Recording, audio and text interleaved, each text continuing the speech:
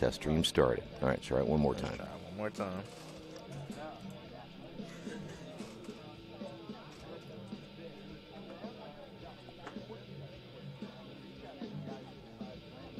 And we're not live.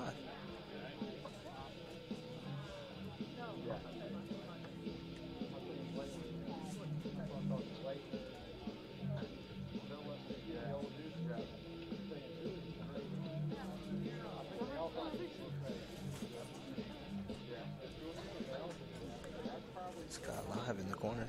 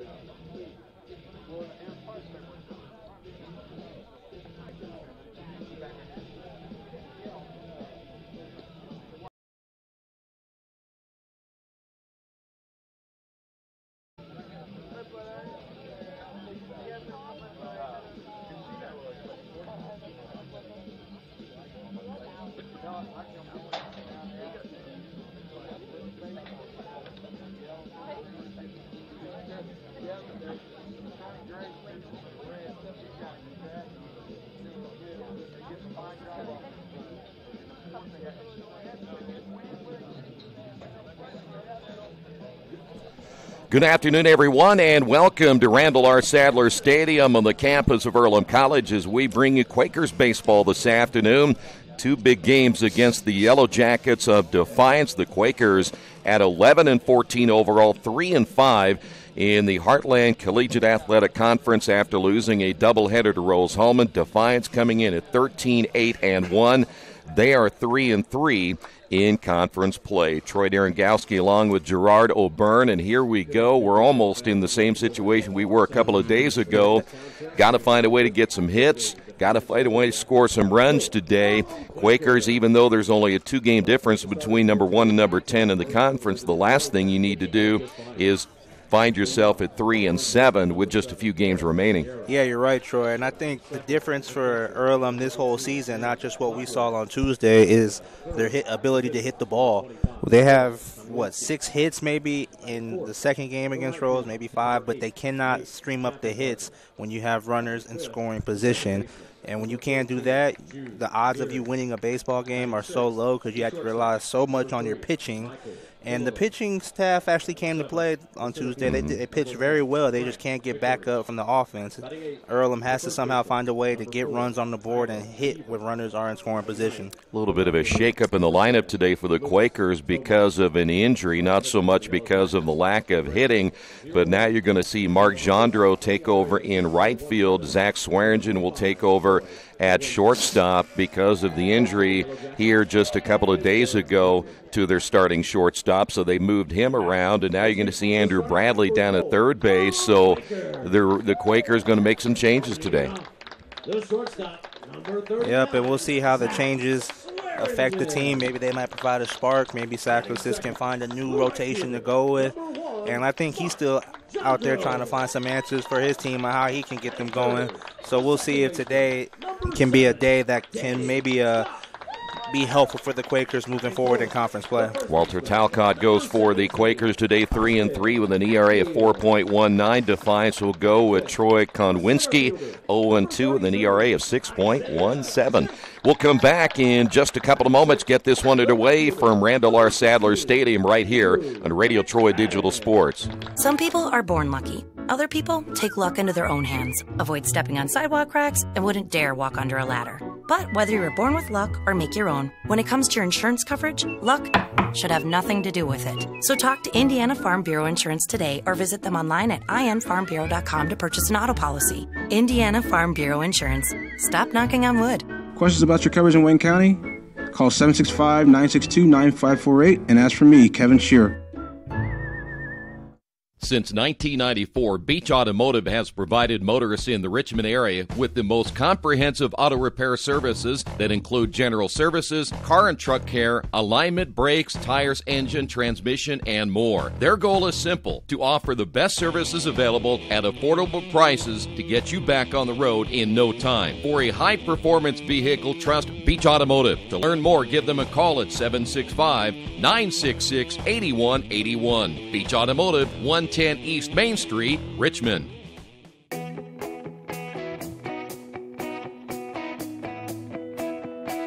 We check 'em better. Every Wetzel Better Buy certified vehicle is fully inspected and reconditioned by ASE and factory-trained technicians. And each Better Buy vehicle comes with a Carfax vehicle history report, so you know you can buy a vehicle with confidence. We back 'em better with a 3-day satisfaction guarantee.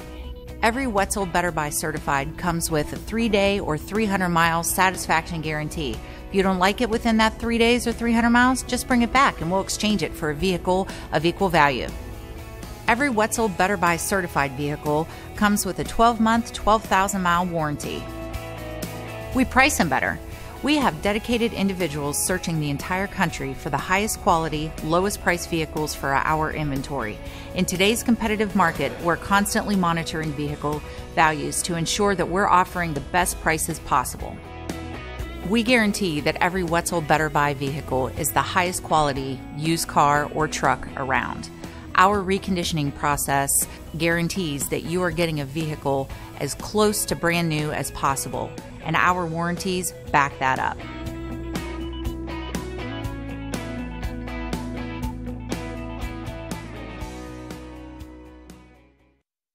Wish me luck, wish me luck. We've all said it. Thing is, life doesn't run on luck. For most people, it takes careful planning. A lot more than, say, crossing your fingers or toes. So talk to Indiana Farm Bureau Insurance. Because as your life changes, your life insurance coverage should do the same. And when it comes to your coverage, luck should have nothing to do with it. Indiana Farm Bureau Insurance. Stop knocking on wood. Questions about your coverage in Wayne County? Call 765-962-9548 and ask for me, Kevin Shearer. We're back once again here at Randall R. Sadler Stadium. Let's give you the starting lineup for Defiance. Boo Sierra will lead things off. He'll be at third base. Ben Bucklew batting second and will be catching for the first time this year. We'll see the pitcher hitting as well. He will be the DH and the pitcher today in the number 3 hole, Troy Konwinski. Hitting fourth in right field, Nate Kaffenbarger. Hitting fifth, the second baseman, Jude Neary. Hitting sixth, the shortstop, Michael Gilliland. Hitting seventh in center field, Grant Vickery. Hitting eighth at first base, Tyler Weaver. And hitting ninth and playing left field is Lucas Tomeyer. And we'd mention again, Konwinski will get the start today as the pitcher. Now, on the other side, Walter Talcott. He's the one guy you look at and say he's going to be the man today. When you think about him getting the start in the first game, his numbers aren't showing what Walter Talcott has been certainly capable of doing. 3-3 with an ERA of 4.19, but as we talked about time and time again, when the run support isn't there, those numbers on the other side have a tendency not to look quite as good. Exactly, and I think without the run support, you put way more pressure on your pitcher than you would generally like to, and they go out to the mound and put it on themselves that they can't allow more runs than what's already up there. And we've seen good times from Talcott. We've also seen a little bit of times where he hasn't been the Talcott we're used to seeing. So we'll see. Hopefully we get the good one today, and hopefully Earlham can wake up on the at-bats and, provide some run support for its pitching. Well, Defiance is a team that has won 13 games this year. As we mentioned, 3-3 in the conference. Their ERA is up there around 6. The team batting average is in the 250s. My question is, how have they won 13 games with those kind of numbers? It's a real mystery so far. Well, here we go, and the first hitter of the day will be Boo Sierra, 292 on the year, no home runs, 8 runs driven in, 6 stolen bases on the year for Sierra. Official starting time at 1:01 here this afternoon, and that one is swung on, foul tip, not held on by whistle, and the count, no balls and a strike. Let's go ahead and set the defense for you simply because, again, the Quakers have some changes. Whistle behind the plate, Hatfield at first, Danny Dopp now starting at second base. Mentioned Swearingen is at short. That one's fouled off 0-2. Bradley's at third. McFadden, Shake, and Jandro in the outfield left to right. By the way, Jandro has played in right field before, so it's not like that's a huge change for him, though he's been predominantly an infielder for the Quakers. Here's the 0-2 pitch on the way, and it's high, 1 ball, 2 strikes. This is the best, at least from a hitting standpoint, for Defiance. The guys at the top of the order, generally the ones getting the job done for the Yellow Jackets. Nice breaking ball in there for a strike, and Sierra caught looking, and a good start for Talcott. Ben Bucklew will step to the plate now with 1 out. Now, we have seen this right-hander many times where Talcott, when he gets going on a warm day, and it's not that warm today, but down there it's probably a little bit better. But it's not as windy, so yeah, kind of balances each other out. Yeah, temperatures once they get supposed to be into the 50s, lower 60s today, but on that turf you add another 15 degrees to that as that pitch is up high, 1 ball, no strikes. It was high 70s a few days ago. Yeah. It's been a while. And it'll be a couple of days before we get back at it, and hopefully the last time we'll see the cooler weather here in the spring, almost to the end of the college baseball season. This one hit well into center field. Coming over to make the catch, Isaiah Shake, and there's quickly 2 away here in the top of the first inning. Here is Troy Konwinski. And this guy is the real deal at the plate. 306, 3 home runs. He has driven in 22. And he will not only be the designated hitter today, but he will also be the starting pitcher. Wow, you don't normally see that kind of hitting from pitchers. No, and what is odd about that, and I'm always curious why, is this one is going to be tapped to the right side. We'll have to get back to that in a moment, as that's a quick inning right there for the Quakers. We will head to the bottom half of inning number 1 on the Wesley Bates Wealth Management scoreboard. Defiance nothing. Earlham coming to bat. This is Earlham Baseball and Radio Troy Digital Sports. Big Boys Pizza is now open in Richmond, located at 1015 East Main Street, next door to the Civic Theater. The menu has great sandwiches, pasta, salads, and of course pizza. Come dine in, carry out, or have your food delivered day or night, at home or at the office. Other locations are in Connorsville and Brookville. Bring in a sports ticket after any game and receive 10% off your purchase. Ticket must be dated for the same day as your purchase. Dine in, take out, or delivery. Big Boys Pizza. 765-488-0023. Kate's Cages is the #1 indoor training facility for baseball and softball in Richmond by far. With top flight instructors, you will learn how to play the game the right way. Everything from pitching, hitting, catching, and fielding. Kate's Cages will also have the opportunity to participate in triple play fall ball, the softball academy, individual and team camps, and individual private workouts. Kate's Cages Baseball and Softball Indoor Training Facility, 1366 Rose City Boulevard. Call 993-2353 for more information. Hey, today's game brought to you in part by your Richmond area Subways. Each day of the week you can get a different 6-inch sub. No artificial flavors or colors, only $3.50. Every Tuesday, the oven-roasted chicken. Wednesday, the turkey breast, and Thursday, the Italian BMT. Treat yourself at Subway, 4 locations in Richmond and Hagerstown. Subway, eat fresh. As always, live stats as we go throughout the day on GoEarlham.com. All the Earlham sports news right there as well.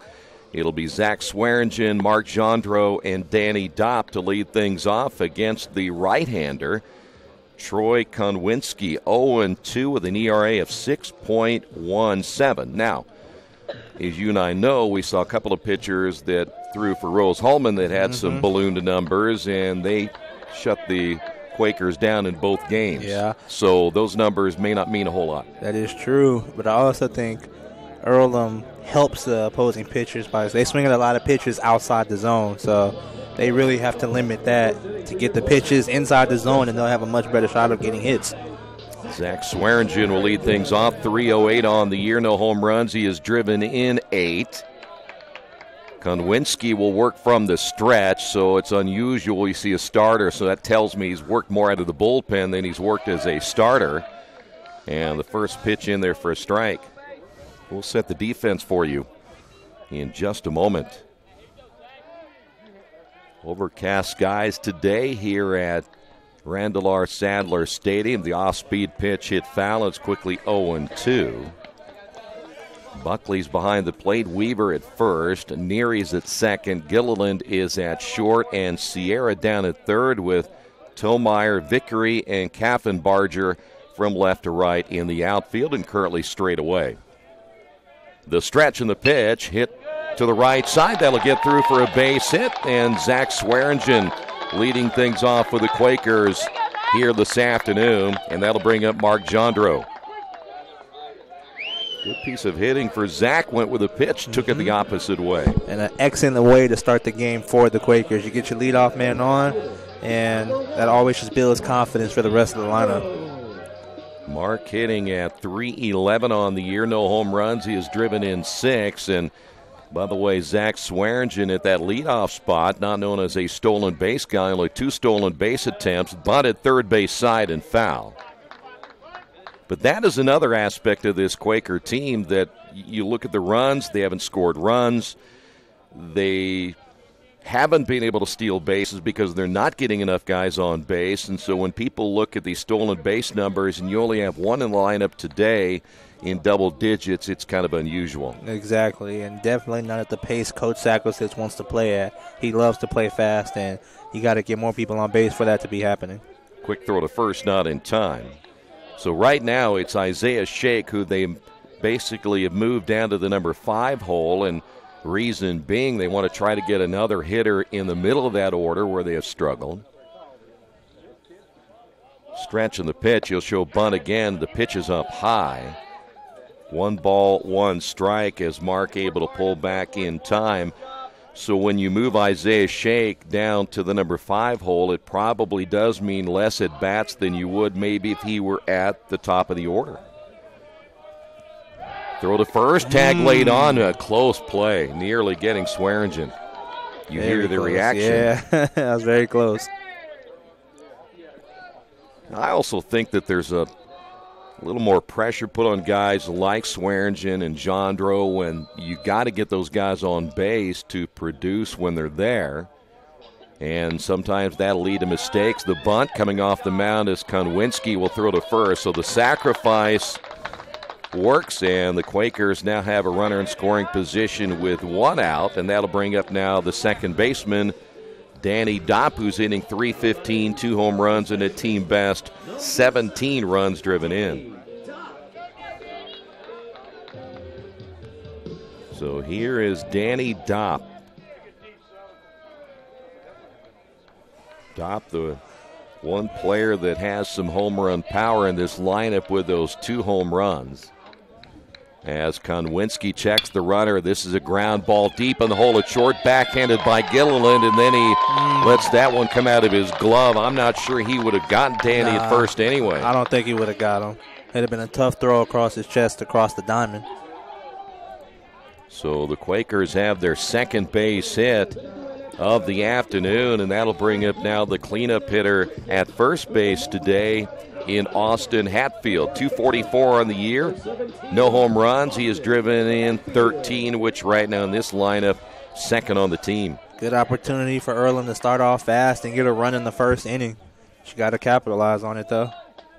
And how many times did we say that? That is hit down the line. That's a base hit. There's your capitalization right there. There's 1 run across. Heading to third is Danny Dopp, and Austin Hatfield the double, and the Quakers an early lead. Now lead this one 1-0. Well, it did exactly what you said he had to do. And he was first pitch hitting right there. You know, we've said often enough that many times in an at-bat, the best pitch you'll see will be the first one. Yeah.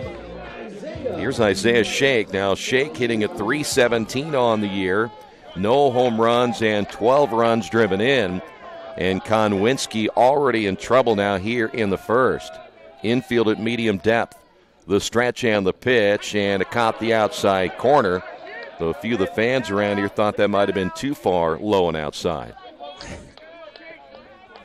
Fans know 100% all the time that's what's right and wrong. Huh? So many umpires out there, I'm surprised they can pay them all. Here's the stretch and the 0-1 pitch. This one hit hard into right center field. That's going to be trouble. Yep. That's going to score both runs. Shake taking a look. He's going to get on his horse and head to third. Here's the relay to third, not in time. And a 2-run triple by Isaiah Shake. And the Quakers off to a great start here this afternoon. That's the way to do it. Mm-hmm. Already a much different attitude about the Quakers than what we saw on Earlham on Tuesday. So Hatfield has driven in a run. Isaiah Shake driving in a couple of runs. Here's Andrew McFadden, 282 on the year. No home runs. He has driven in 3, and now the infield will play in. The pitch. Breaking ball in there for a strike. Now Konwinski might be, well, he's going to play DH the rest of the way, but his life on the mound might be very short-lived. Here's the 0-1 pitch. Hit well and foul. He's just not fooling anybody. No. They're teeing off on him early. Yes, they are. And they're also not helping him out by swinging at outside the zone pitches. You probably see some meaty stuff coming up there. They're ready to hit. I think this Earlham team, after Rose-Hulman, they want to get there and swing the bat today. 1 ball and 2 strikes. Now to Andrew McFadden. Stretch by Konwinski. The pitch on the way. This one hit high and foul again, and Andrew McFadden way out in front on the swing. We will stay at 1 ball, 2 strikes. All right, you already have 3 runs, and you go through the whole 18 innings against Rose-Hulman, you had 1. This game can change as Buckley sets up on the outside. You find a pitcher that you like. And they like this guy. There's another base hit. It is now 4-0. McFadden takes the big turn. And Earlham pounding Konwinski early in this one.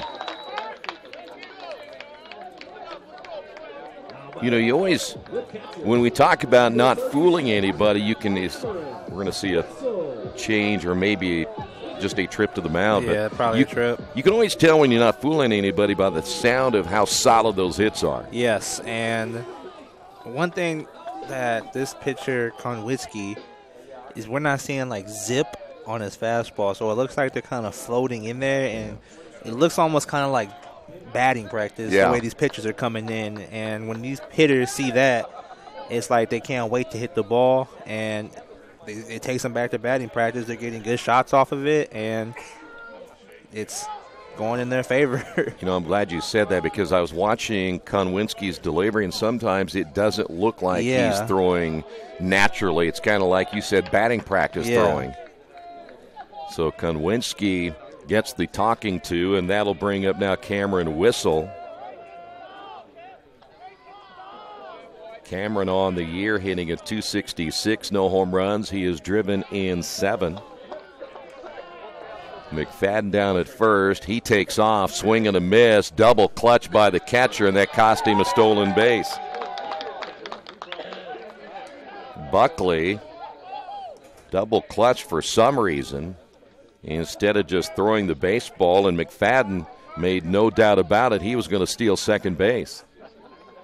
No balls and a strike. As Whistle, left-handed hitter, he pulls this one. It may be 5-0.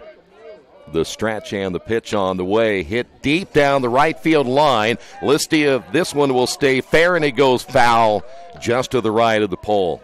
Man. Just nothing but a long strike right there. That was a homer if it was just maybe a foot more to the left. Yeah, that was close. 325 down the right field line. We've talked many times, this is not a ballpark in which the baseballs carry very well. Not that it's a huge ballpark, 390 in dead center. The stretch and the 0-2 pitch on the way, and that's hit foul. Good cut by Whistle. If you have been here before, you know there's the Earlham Monster in left field, and it, of course, is about a 40, 45-foot fence, but only 310 down the left field line. But you don't see very many right-handed hitters try to take it over that monster. It doesn't happen very often. The stretch and the pitch on the way, and swinging and missing. Yep, there's one of those out of the strike zone you were talking about. Yes.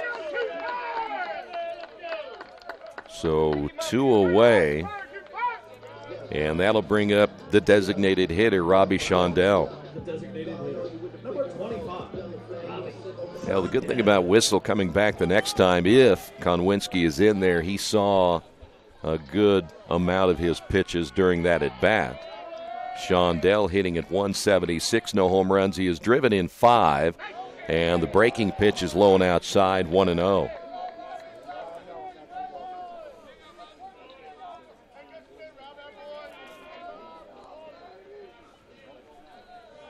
Stretch again by Konwinski. Checks the runner at second, of the pitch on the way, bouncing in front of the catcher, Buckley.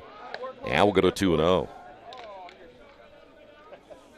We're going to get to the conference standings in just a few moments. And when you start looking at what is happening in the HCAC, it's almost unbelievable as this is hit foul. Yeah. It is rare that you're going to see 10 teams, even though we still have a lot of baseball to be played, but it's rare you're going to see 10 teams within 2 games of each other. Think about it in this way. However today's games go, say if Earlham wins both games or if Defiance wins both games, instead of taking like a 1 or 2 team jump, they can jump like 4 or 5 teams. Yeah. That's how close these standings are. Yeah, it's crazy, and no one really dominating at all. Everybody thought maybe Franklin would run away with it again this year. They have been a little above average overall. They're around 500 in the conference as that's hit foul.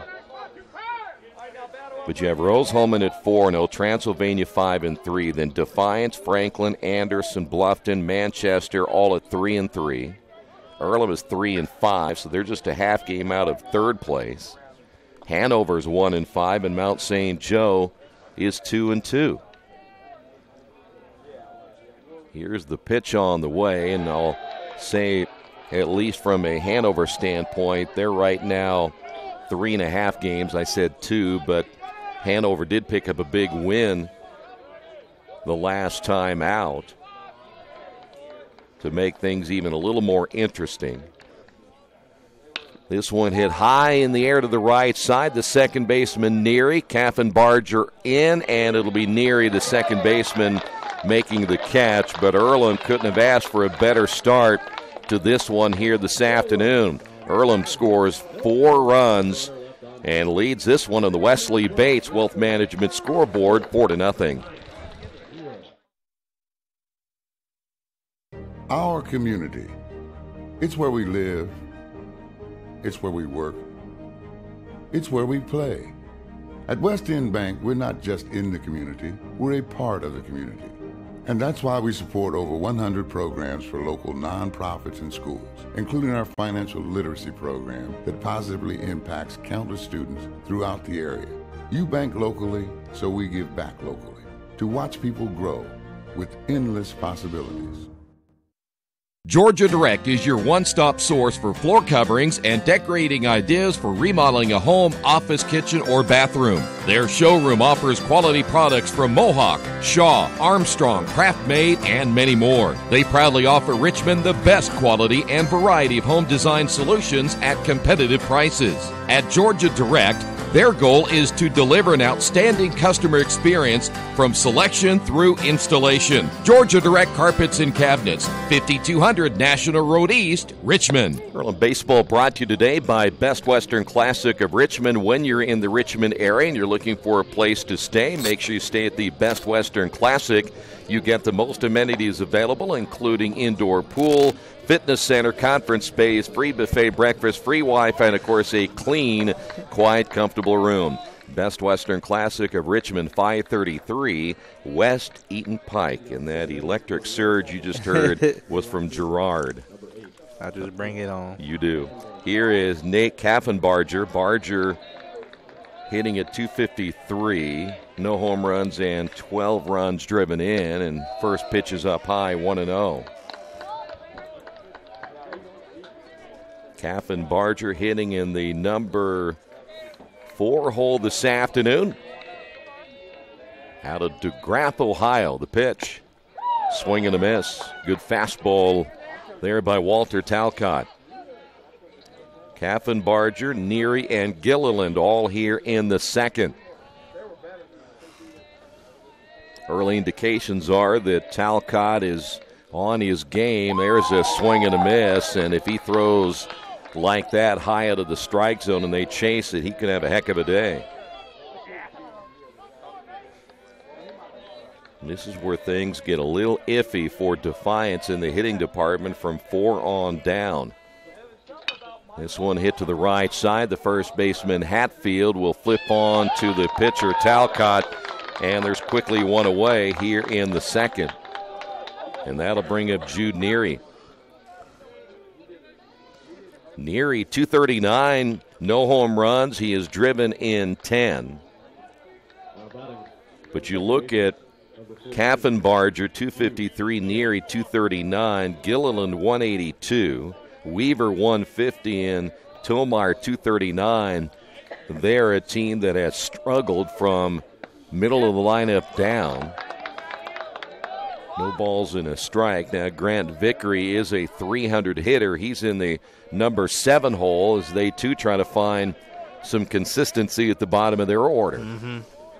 I'm still like you, trying to figure out how they won 13 games. Swing and a miss.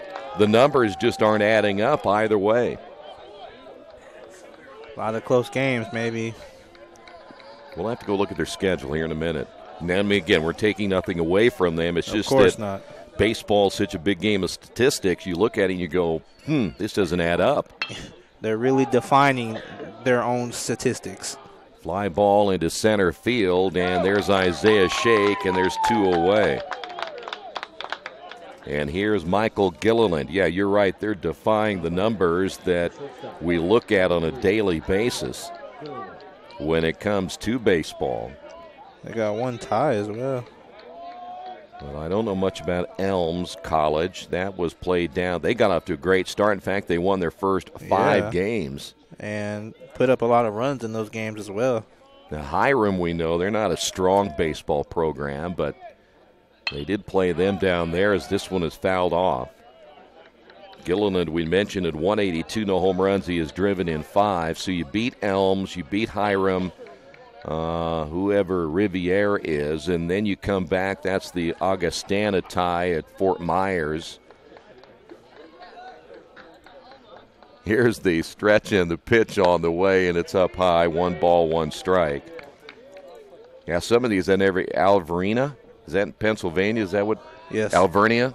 Never heard of them either. Well, there's a couple on here you just, again, don't know anything about. Is that pitch out of the strike zone? 2 balls and a strike. And they actually, last weekend, they swept Transylvania. Yeah. And you look at that, Transylvania swept Earlham, so every team seems about even. And, of course, then they get swept by Anderson as that one is fouled off. So, again, then, of course, they beat a good Calvin team. Yeah. And Calvin's generally very good in everything they do. So this team just defines it doesn't matter what statistics for these guys. They just find ways to win the game. They trailed today in this one 4-0 as that pitch is outside. 3 balls, 2 strikes. 2 away as we play here in the second.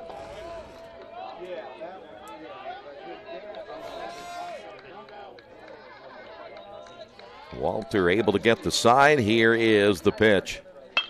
This one hit back up the middle, base hit. So Gilliland, a 2-out single. That is the first hit for the Yellow Jackets here this afternoon. And that'll bring up now Grant Vickery. Vickery 300 on the year, 1 home run. He has driven in 13.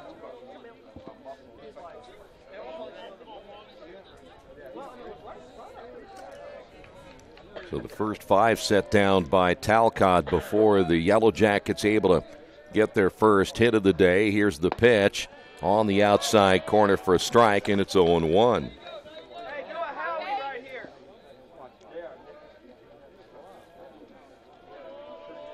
Earlham very rarely moves their outfield around. They did bring Mark Gendro a little bit closer to the line and right. Runner takes off. The pitch high and inside. The throw down. Tag laid on, and nope, he's in there. So Gilliland will get a stolen base. So now the Yellow Jackets have a runner in scoring position. 1 ball and 1 strike now to the hitter, Grant Vickery. They're a team that we mentioned at the beginning of the broadcast. They don't run a lot, but when they get a chance, they will steal some bases. This one hit back up the middle. That's a base hit. Charging is Shake, rounding third. Here's the throw to the plate, not in time. Throw down to second. They'll get the runner there, but the run will score. So Vickery will get credit for the RBI, his 14th of the season, but he's thrown out trying to advance down to second base for the final out. But they run across here in the second inning. We'll head to the bottom half of inning number 2 on the Wesley Bates Wealth Management scoreboard.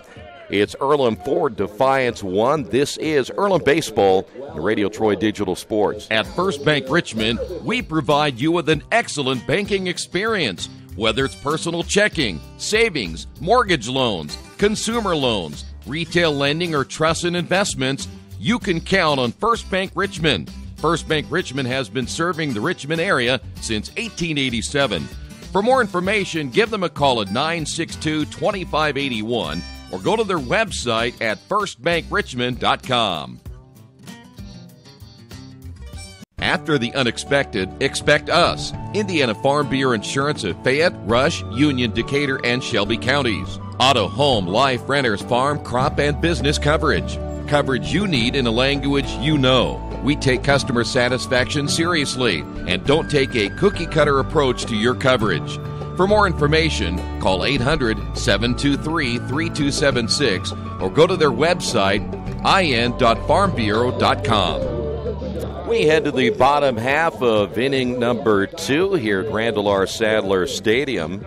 Quakers sent 8 hitters to the plate in the first, scored 4 runs, and now they'll move to the number 9 hitter. This is Andrew Bradley getting the start today down at third.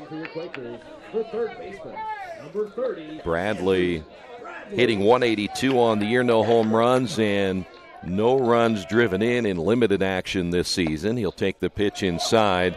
1 ball, no strikes. This is only the 7th game this year for Bradley, his 4th start. Konwinski gets a run back. His next pitch is in there for a strike.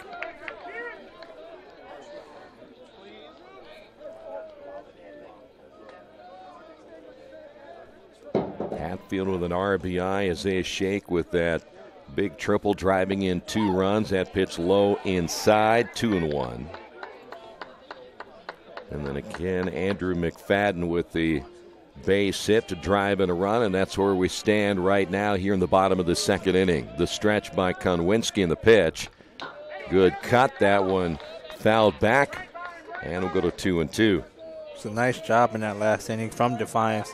And as we always harp on, hitting with runners in scoring position, and that's how they were able to get that run back. And it seems throughout the whole season they do a very good job of doing that. Yeah, they just want to stay in this thing and not let it get too far out of hand after the Quakers got those 4 runs in the first, and now Konwinski having to settle down a little bit himself. 2 balls and 2 strikes. The pitch hit well up the middle, another base hit. Well, the Quakers just simply teeing off on this right-hander. And that'll bring up now Zach Swearingen, who singled and scored the game's first run. The Austin Hatfield base hit driving him in. Quakers now with 6 base hits.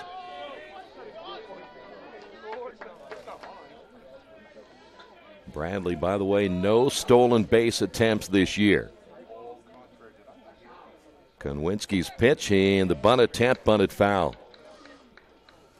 You know, the Quakers right now taking a page out of the playbook of Rose Holman the other day, in which we saw bunt after bunt after bunt, and they all seemed to work.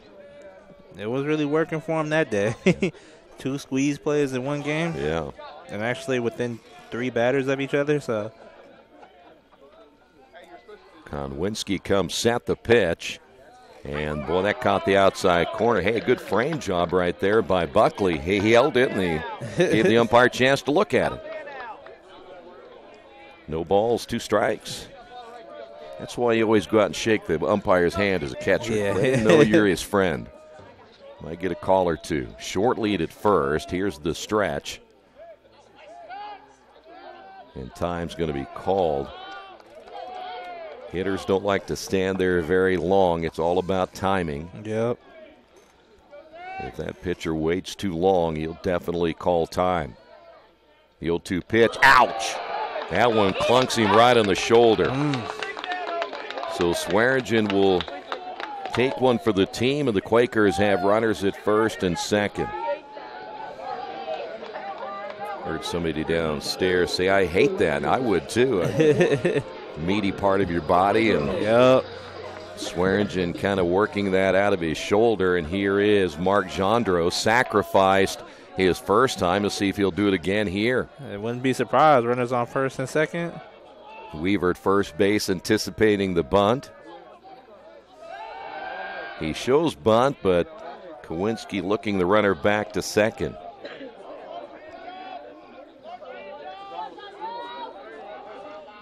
The stretch by Konwinski. And that one over his head.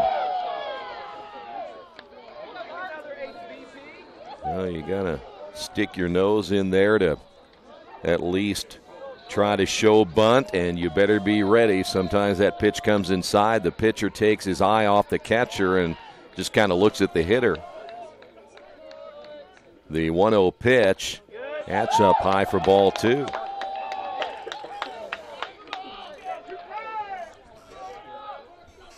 Weaver continue. You can see Weaver in front of the bag down at first. He wants to take that bunt attempt away from the right side if he can, or make the play. There's another high pitch. So all of a sudden, 3 balls and no strikes to Gendreau, and there is a right-hander warming up now for the Yellow Jackets. Konwinski could be on a very, very short leash right here. Here's the pitch on the way, and that's in there for a strike. We'll get to the other games that are going on today in the Heartland Collegiate Athletic Conference in just a moment. Runners at first and second. The pitch bunted well right in front of the mound. The only play will be at first base for Konwinski. And Mark Gendreau does his job again. So now the runners advance. It'll be at second and third. The second sacrifice we have seen by Mark Gendreau. And here's Danny Dopp. I think that also shows how unselfish of a player Gendreau is. I'm sure he wants to get out there and continue with the party of everybody hitting. Yeah. But, you know, coach tells him, you know, we trust you to lay down these bunts to get these guys over, and he's happy to do it. Yeah, all about the team over the individual. Dopp singled, got that infield single his first time up as he pokes this one foul. No balls and 1 strike. Danny was able to hit the last ball in the first inning deep in the hole at short. Now Gilliland was able to knock it down, but was not able to make a play at first base. So Danny able to get the base hit in the first. The stretch by Konwinski, and the pitch on the way, low and outside. Count is even at 1 ball and 1 strike. Rose is at Transylvania today. That's a doubleheader matchup between number 1 and number 2 this afternoon. at some point between this game and game number 2. We'll get you an update on that score in the first game. Ground ball left side, could be trouble. Diving is Sierra. Throw to first, a low throw dug out by Weaver, but a run will score. And the Quakers now lead this one 5-1. And 2 away. That'll bring up Austin Hatfield. Good play by the third baseman, Sierra. Swearingen stays down at second base. Hatfield singled and drove in a run in the first inning. They're doing a much better job today of getting hits or putting the ball in play with runners in scoring position, as you can see with 5 runs, and they only scored 1 in 18 innings on Tuesday. Yeah, that's crazy, isn't it? You don't usually see that, but well, the numbers again, that was nutsy too, because the Rose-Hulman pitching staff, that's in there for a strike. The guys they threw, they weren't their best, and that's what bothered you the most about that, is they had high ERAs. They didn't win a lot, but boy, they sure look really good against Earlham. Yes, they did. That pitch was a little bit outside. Hatfield looking back at the umpire. That one will bounce. 1 ball, 1 strike.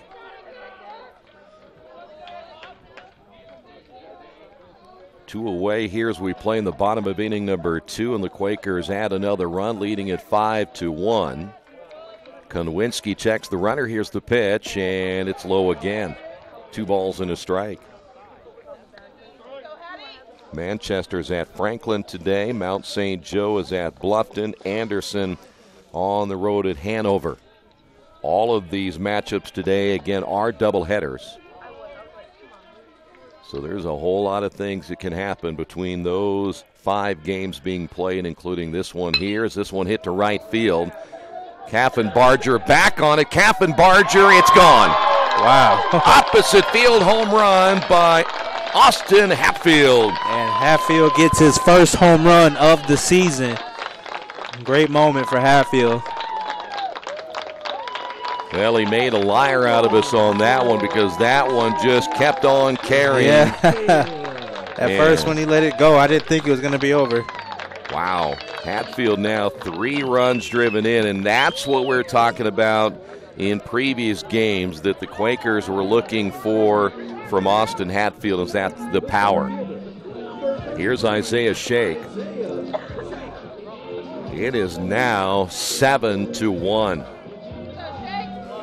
Isaiah, a couple of runs driven in with that triple in the first inning.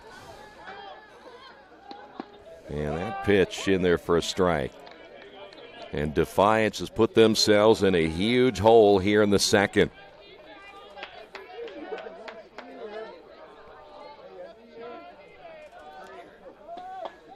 I think, at least from what I would be thinking for the Yellow Jackets, just get through this inning and Konwinski's done.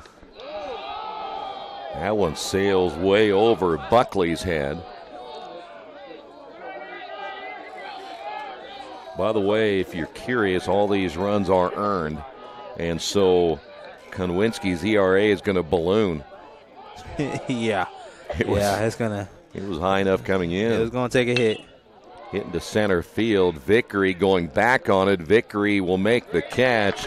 Another big inning highlighted by the Austin Hatfield opposite field 3-run home run, or should say 2-run home run. And the Quakers now lead this one 7-1 in the Wesley Bates Wealth Management scoreboard. Hey, this is Steve. And out of Jiffy Lube the other day, a customer came in and said, Steve, this was my 100th oil change on this car, and you've done them all. Hi, my name is George Farrell, and I've been coming to Jiffy Lube for over 14 years. I recently just had my 100th oil change. I'd like to thank Steve Funkhauser and his staff for the great service that they've provided me over the years. Thank you to all, and I would recommend anyone to come to Jiffy Lube to get their car serviced. Jiffy Lube, #1 in customer satisfaction for a reason. Hey, if you're looking for a great place to dine, how about Little Sheba's? Come join them in Richmond at 175 Fort Wayne Avenue and grab one of their gourmet pizzas, a deluxe sandwich, steak or fresh salad, and an ice-cold beer or your favorite wine. featuring live music every Tuesday, Friday, and Saturday, and more in their smoke-free environment. You can get a 10% discount with a valid student ID. It's better than being home. For more information about Little Sheba's, give them a call at 962-2999. Well, if you're Walter Talcott, you have plenty of run support through the first 2 innings of this one. The Quakers have 7 on the board, and we're just now heading to the top of inning number 3. Now again, put this in perspective. You had 1 run, and by the way, the 1 run you got in that Rolls-Holman was an error by the second baseman at the end of the second game. Otherwise, it would have been 2 straight shutouts. But now you have 7. This is a weird game. Well, I'm sure Coach Sackles took it as 2 shutouts. I'm sure he's not the kind of guy who just takes runs off errors and is happy with it. So yeah, he told me that he'd rather he just caught it. Yeah. Pitches outside 1-0. Well, things have changed here today. Weaver at 150 on the year, no home runs. He has driven in 3. Talcott's next pitch hit well down the left field line. That's going to be a fair ball. Weaver makes the turn. He's on his way to second. The throw and the tag and got him. Nice throw by McFadden in left field. The tag laid on by Danny Dopp, and all he had to do was wait for the runner to slide right into the glove. He'll get a base hit. Weaver gets credit for the single. But then he ran on McFadden, which was a mistake. McFadden showed his arm strength right there. I don't know what happened. I thought Weaver was going to get there standing up, but I took my head off, and he's still barely halfway there. I got to get to Weaver here in a minute, and I watched him make the turn. Did he stop? Well, no, he kept going. My point is, some guys that are really slow, it takes them. I'll get to my point here in a minute. Sorry, folks, a little distracted up here. Ground ball to the shortstop. Swearingen's throw to first as Hatfield able to stay on the bag. There's 2 away. Well, my point about Weaver is that he's so slow it takes him an hour and a half to watch 60 Minutes. That's how slow he is. So, here is Sierra. The third baseman, number 7. Did that joke make any sense to you at all? For Brian, yes. Yeah.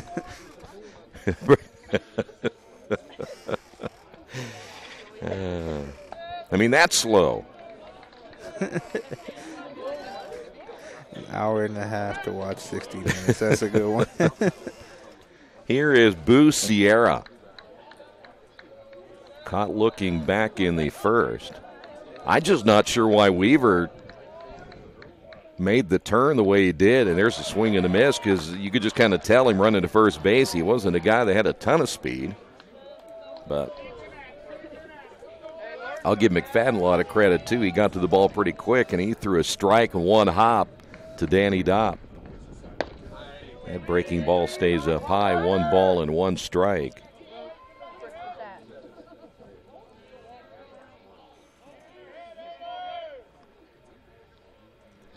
Right now, Walter Talcott, not only the run support, pitching well, giving up just the 1 run now in the second inning. In a 7-1 lead, there's a ground ball. Swearingen off the hop, quick throw, wide at the bag, and I think he pulled his foot off, or did he? They're going to have to get some help.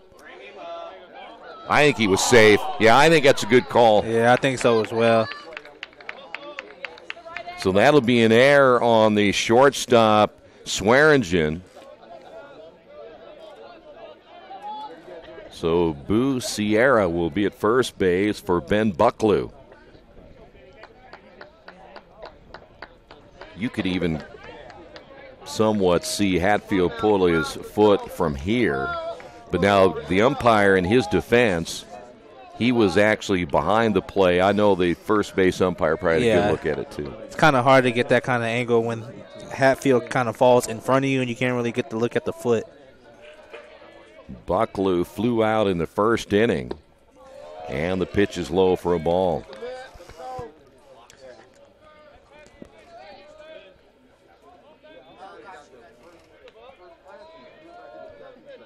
First error of the ball game here this afternoon in the top of the third. The stretch and the pitch is up high, 2-0.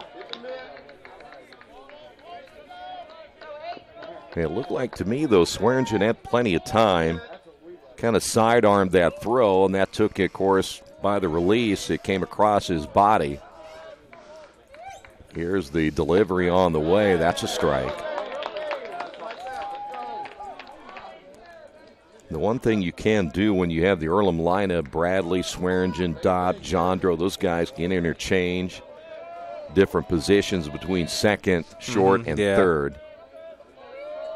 The pitch is low. Now, the one thing about Danny Dobb, he can play at first base. We have seen that as well. And, of course, with his injury earlier this year, he had to be moved from third base to first and now playing second. Had that injured elbow earlier in the year. 3 balls and 1 strike as Walter gets set and the pitch. Fastball up high, and that'll be a walk. Runners now at first and second.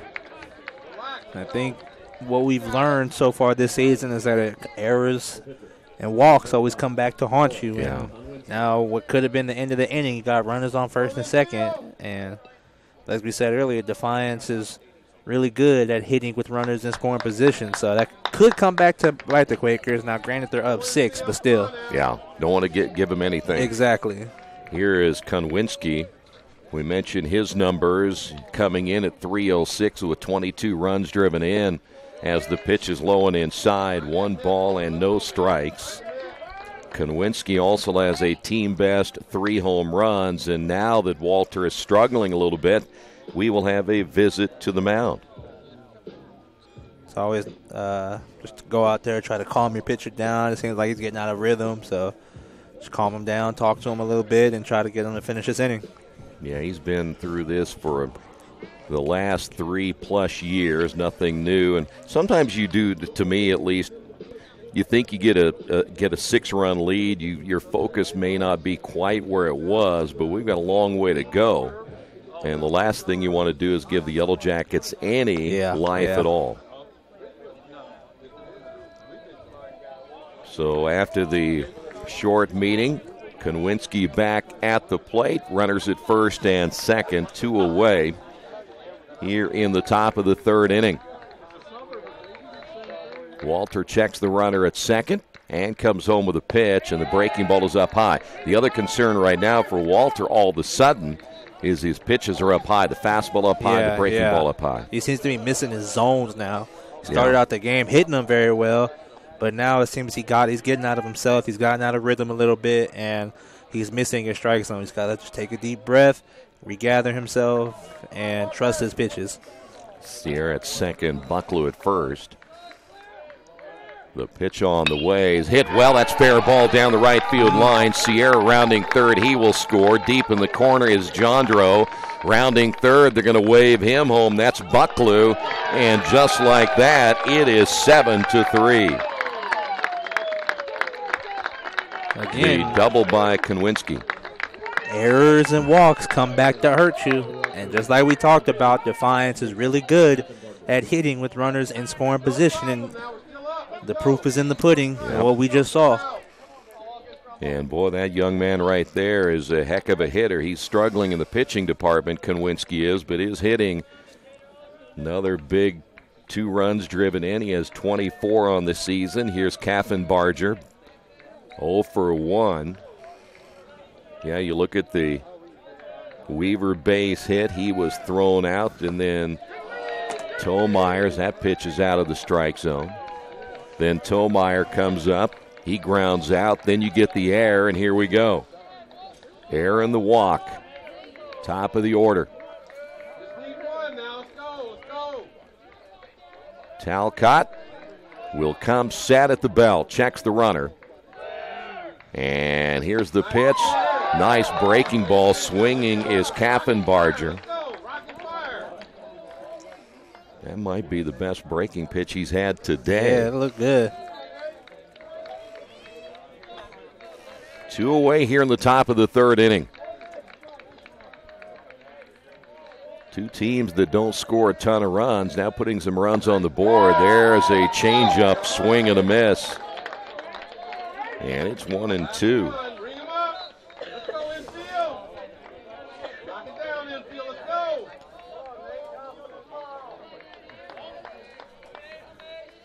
Konwinski at second. Long look this time by Talcott into Whistle on the pitch. Got him reaching. But still the damage done by the Yellow Jackets. They pick up a couple of runs here in the top of the third inning. And we will head to the bottom half of inning number 3 on the Wesley Bates Wealth Management scoreboard. Earlham 7, Defiance 3. For the past 35 years, Van Vliet Insurance has built a reputation of bringing a personal touch. That's because at Van Vliet, it's all about you, your needs, your life, and our town.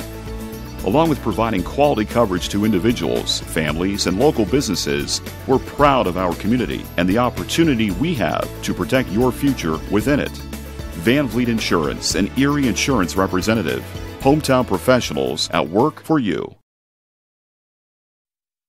Hello, my name is Kyle Schwarzkopf. I'm the manager of Kyle's National Road Auto, in business in Richmond since 1979. We employ ASE certified technicians and we have over 80 years of experience. We work on all domestics and most European and Japanese cars. Give us a call at 966-1555. Kyle's National Road Auto Service. My name is Kyle Schwarzkopf and I approve this message.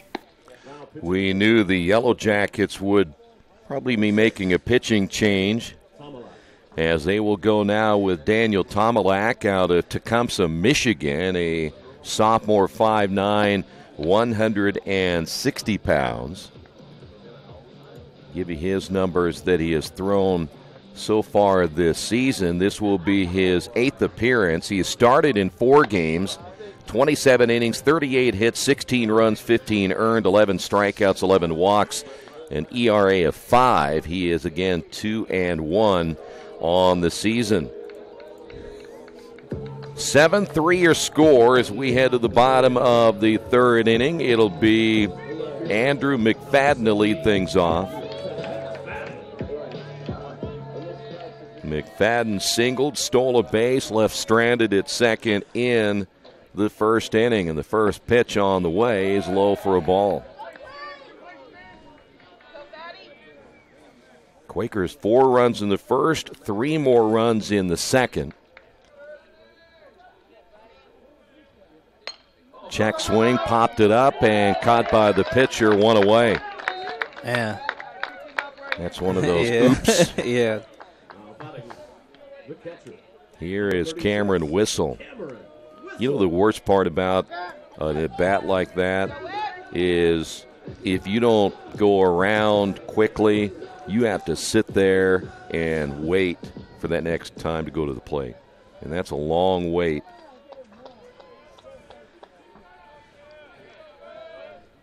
Especially if your team goes down 1, 2, 3 for 2 or 3 innings, and you may not see another plate appearance till the 5th or 6th.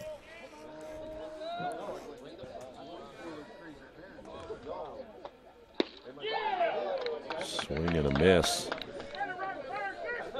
Quickly 0-2. Whistle struck out his only time up in the first inning. The 0-2 pitch hit down the left field line and foul. Foul. But all these guys are making great contact with the ball, some we didn't see on Tuesday. And honestly, the last time we were here against Oshkosh, we didn't see that much. By the way, the starter, Konwinski, will still be the designated hitter. 2 innings, 7 earned runs for the starter for Defiance. That one is foul-tipped as it's not held on by the catcher. Buckley will stay at 0-2.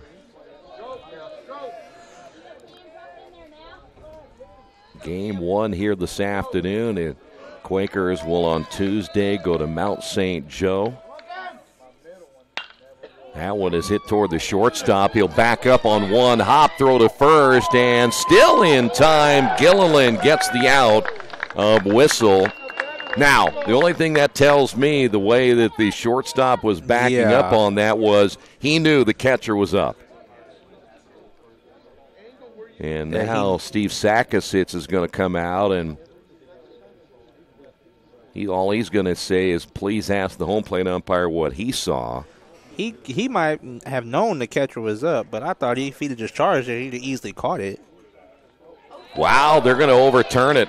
Will we get an argument on the other side? Yes. So they're going to say he was safe. So now the question, I'm assuming that is going to be an error. Each team now with one error, and the Quakers have a man on. How often is it that you see a change of the call, but the home plate umpire said he saw it differently? Not too much, but again, I'm going back to the play about the shortstop. I still don't understand why he didn't charge it. He saw how long he sat back and waited for it. I thought if he'd have just took a few steps forward, he would have easily caught it. I'm only assuming maybe he thought it was hit. Either two things. He thought the catcher was up, or number two, he didn't think it was hit as hard as it was, or hit harder than it was. I'm going to go with option 2. Here's Shondell at the plate. Ground ball foul down the third baseline. No balls and a strike, and so now again just one away, not 2 outs in the inning. Shondell flew out his first time up.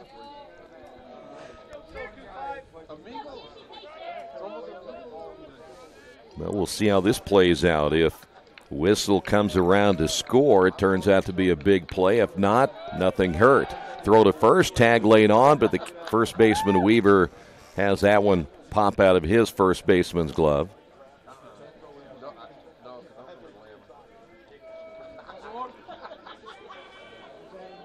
Two teams here today right in the middle of the thick of things in the race for a possible playoff spot in the Heartland Collegiate Athletic Conference baseball tournament at the end of the year.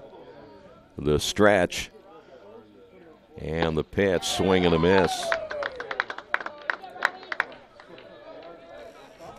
Fans have come here from Defiance. They generally sit right below us or to our left, and so you really get a good idea of what they feel about some of the calls that are being made. Pitch on the way is low, and pitcher thought he had the strikeout. It was close. It was close. Very close.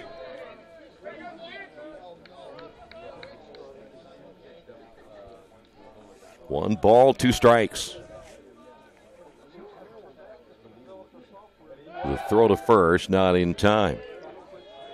Boy, you go back to 2 years ago, even last year, how much the Quakers were able to run. It just has not been the same this year. Nah, not at all. Part of their game that just has been missing as that pitch comes inside, and now wait a minute. They did hit him on the shoulder. I'm not sure why Buckley was pointing to the hitter, assuming he was saying it hit the bat, but it didn't appear to. I think he said that he leaned into it. Okay. So now runners at first and second. The head coach will get an explanation. Here's Andrew Bradley.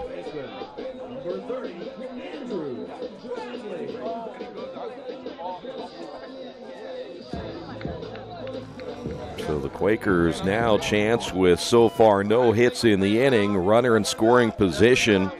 Bradley singled to center. He scored one of the 3 runs in the second. The pitch on the way, popped him up, right center field. Kaffenbarger is there, will make the catch, and the throw to third, and a great throw, 1 hop, will not advance the runners. So 2 away as Bradley first pitch swinging. And now back to Zach Swearingen at the top of the order.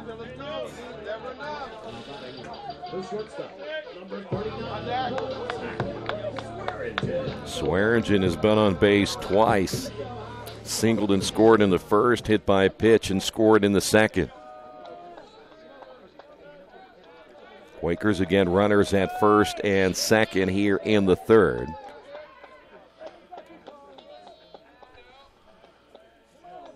Stretch and the delivery on the way, hit into right center field. Vickery coming over will make the catch, and the Quakers will strand two here in the bottom of the third.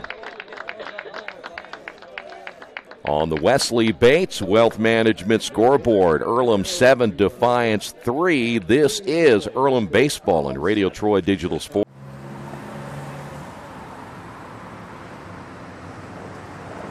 I got this.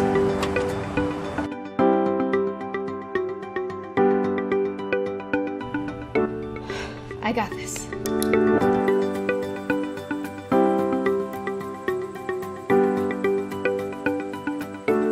I got this.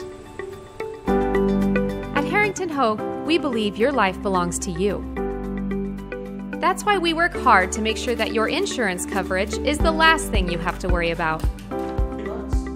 So when it comes to keeping you protected, we got this.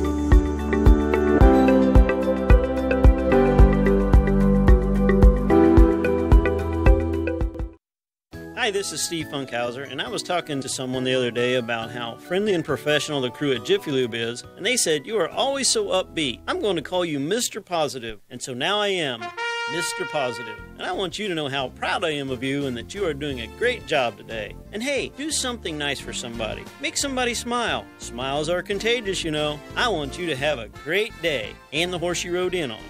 Jiffy Lube. Fast, friendly, professional. I'm Mr. Positive, and I approve this message.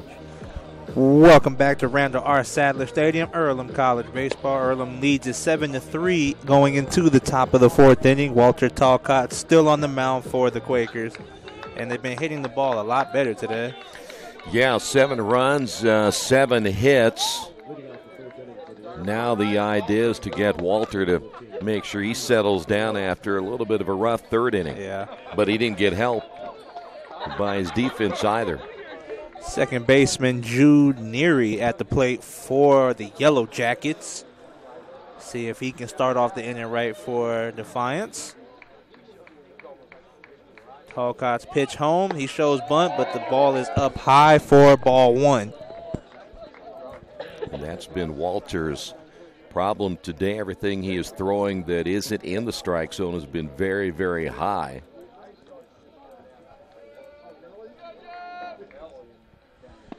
But he gets that one down low for strike 1. That'll even up the count 1-1. That time Neary did not show bunt. Talcott's pitch is in there for ball 2, and I'm honestly not sure where that missed. Yeah, it was close. Yeah, it was very close.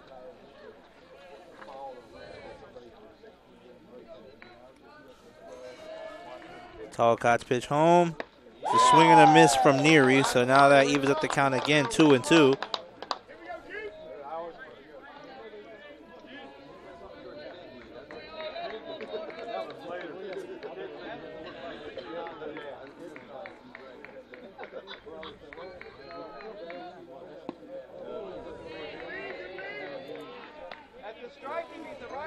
That ball missed for ball 3, so now Neary has a full count.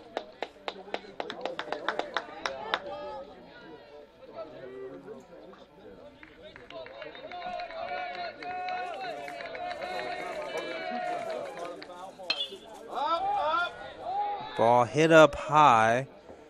Left fielder McFadden calls off for the catch, and that will make the first out of the inning. So 1 out in the inning. So now batting for Defiance will be the shortstop number 3, Michael Gilliland. Gilliland singled, stole a base, and scored their first run back in the second.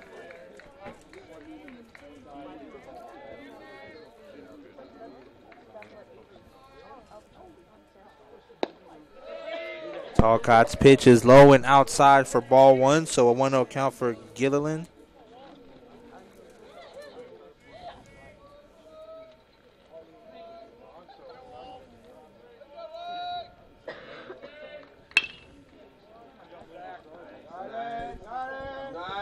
Grounder hit to short, but nice play from the shortstop Swearingen, and he throws it across the diamond for the second out of the inning.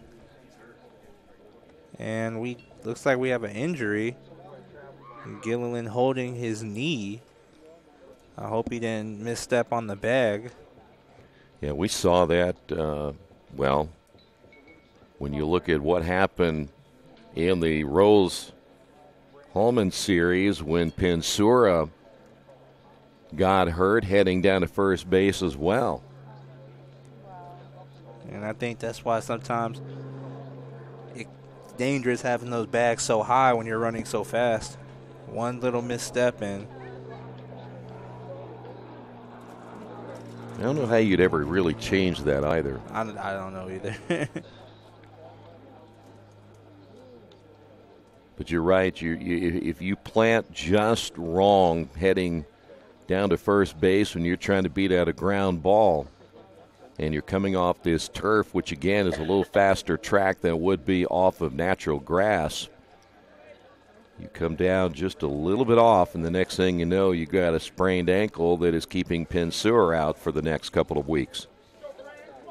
But you know what is strange about, we've seen actually more guys here do that than we have in quite a while in the last several seasons. So for whatever reasons, happened more often this year. Here's Vickery.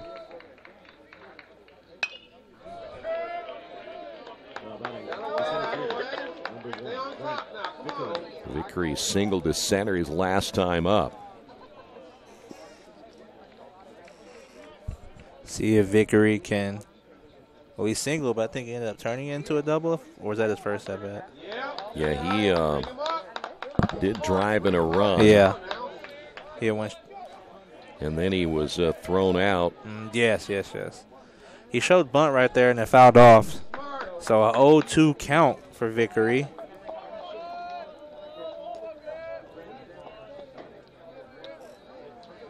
Steps out of the batter's box. So a 0-2 count, 2 outs in the inning.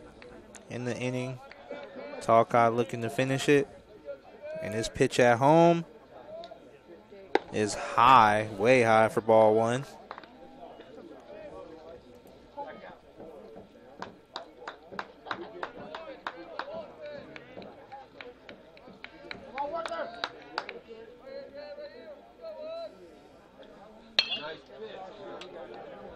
Deep pop fly hit to McFadden at left field, and he will make the grab for the third out of the inning. So a quick inning for the Quakers, and we head to the bottom of the fourth. Earlham leads 7-3 on the Wesley Bates Wealth Management scoreboard. We will be right back. Today's game brought to you in part by Mancino's Pizza and Grinders. Mancino's is family-friendly, serving fresh grinders, pizza, pasta, and salads every day. They serve great food priced for family budgets. Mancino's Italian bread and pizza dough are made from scratch every day, and the baking process may take a little more time, but the end result of freshness and flavor make the real difference in all of Mancino's award-winning products. Mancino's of Richmond. Give them a call at 966-1166 or go to their website, mancinosofrichmond.com.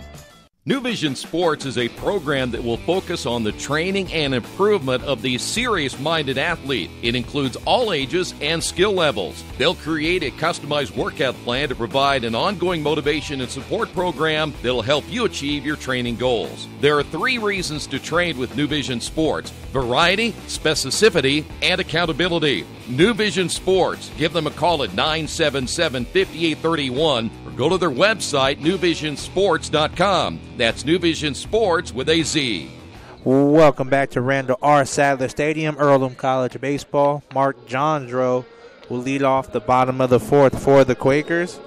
And I'm sure as he's happy he's not coming up into a situation that he has to bunt someone over. He gets to take a couple of swings. Yeah, for the first time, huh? Do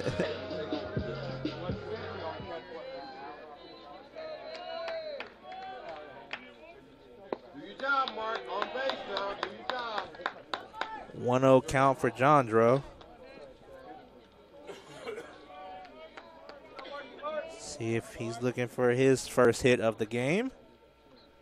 And that will be in there for a strike as it reaches the inside corner.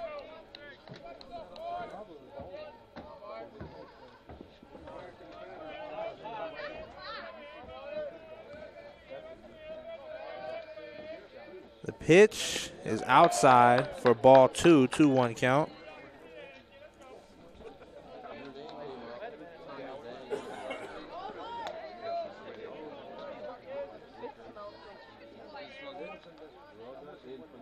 Chandro swings and fouls it off to even the count back at 2-2.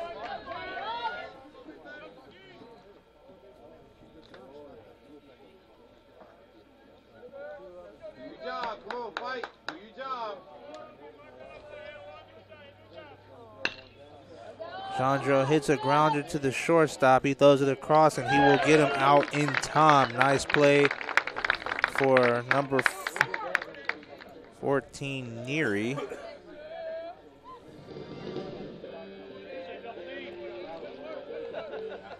Neary moved over to short after Gilliland hurt his knee this past inning.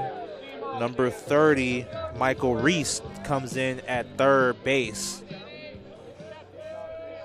And so they move Sierra to second? Yes, they move Sierra to second. And a first pitch single for Danny Dopp as he hits it between short and third. And that is a base hit for Danny Dopp. And that brings up the big man, number 17, Austin Hatfield. And as folks, you remember in his last at-bat, he hit one over the right field wall. And I'm sure he's looking for home run number 2 in his next at-bat.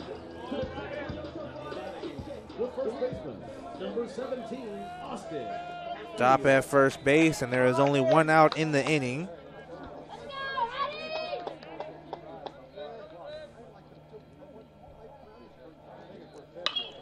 And Hatfield hits it high. Neary calls it as short, and he will make the grab for the second out of the inning. I think Hatfield got a little bit too excited right there and popped up under it. Yeah, get that first one, wanted number 2 a little too much, huh?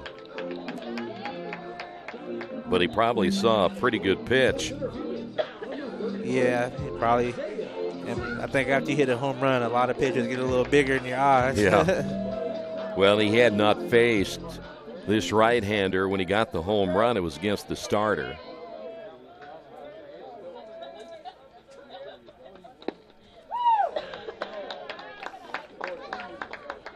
Isaiah Shake at the plate for the Quakers. And he will take strike 1. 2-run triple back in the first.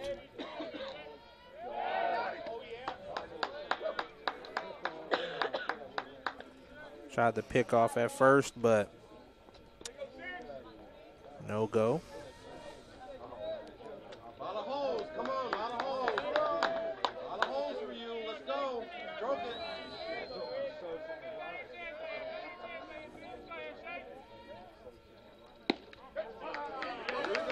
Strike 2 for Isaiah Shake as he looks that one in.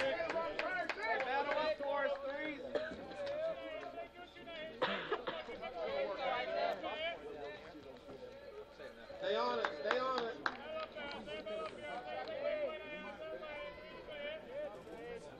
The pickoff at first is not in time. Danny Dopp didn't have that much of a lead.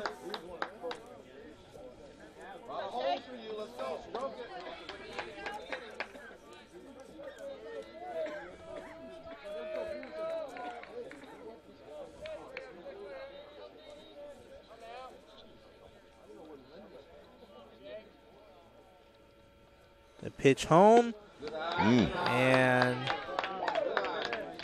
umpire says no to the check swing, that he did not go all the way around. So it looked like a pitch. It was a pretty good pitch. Good location. So it should be 2 balls and 1 strike.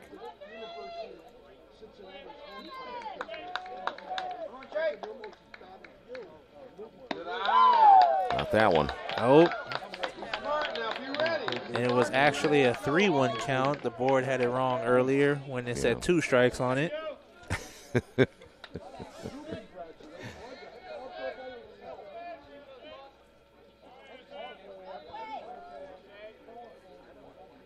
And that ball is high for ball 4. So Dopp moves over to second and Isaiah Shake moves to first. And that'll bring up the left fielder, Andrew McFadden.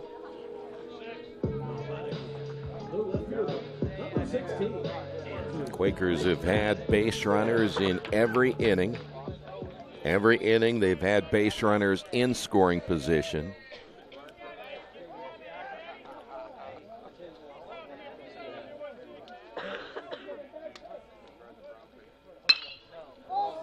And a high pop fly hit to right field, and the grab is made by Coffin back, Barger. Sorry, I said that name way wrong. And that will end the inning. No runs for the Quakers as they lead 7-3 going into the top of the 5th on the Wesley Bates Wealth Management scoreboard. We'll be right back. As an internet service provider, Parallax Systems offers reliable residential high-speed internet service and business service. With a fiber backbone reaching over 150 miles, we have created a multifaceted delivery system. Our dark fiber leasing has proved beneficial to public and private sectors alike. Parallax serves Wayne County and surrounding areas. Parallax Systems, when speed matters, a division of Richmond Power and Light.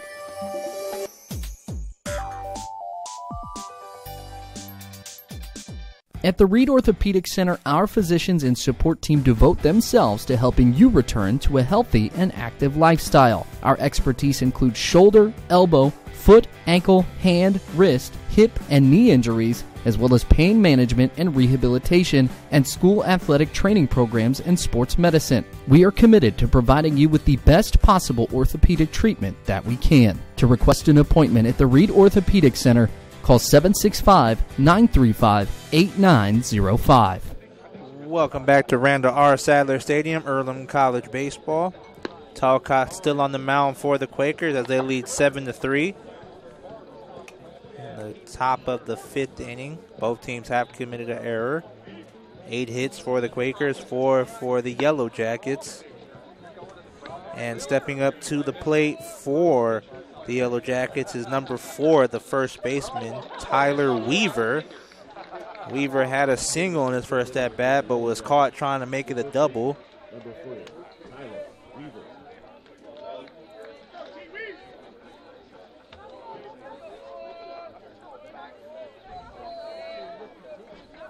Talcott's pitch home is fouled out of play by Weaver for strike 1. By the way, a couple of quick scores. Franklin leading Manchester 13-4 in the bottom of the 7th. Rose winning at Transylvania in the bottom of the 9th, 4-0. Bluffton leading Mount St. Joe in the 4th, 8-6.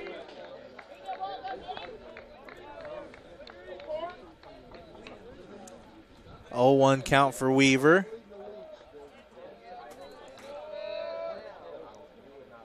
And Weaver swings at a pitch way out of the zone for strike 2, and that goes back to batters helping out the pitchers, swinging out the zone.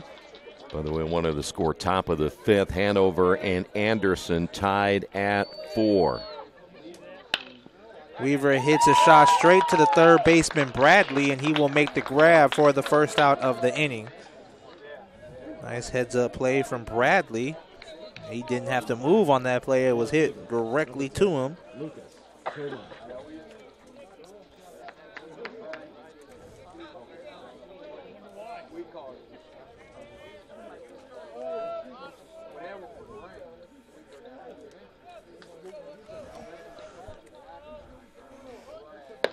Talcott's pitch is high for ball 1.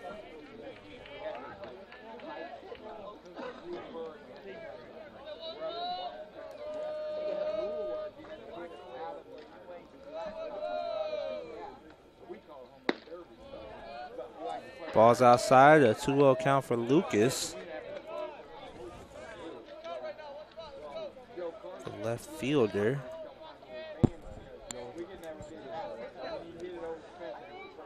Talcott's pitch is hit down the right field line, out of play for strike 1. By the way, if Rose ends up winning that game, they're going to go to 5-0. That's be a huge win on the road at Transylvania in that first game. And yes. And right now they got sole possession in first place. And I don't think anybody would have thought that. I don't think so either.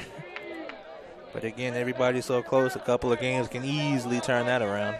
Yeah, and Franklin, if they go on to win, just again, that'd be their 4th win. Earlham wins today, that'd be their 4th win. It just there not a whole lot's going to change. No. As you said, you could win a couple of games and you could move some spots only because just nothing has been separated at all. And that was ball 4, so Lucas gets to first base off a walk, and that will bring up the third baseman, now playing second, Garrett Sierra. Otherwise known as Boo.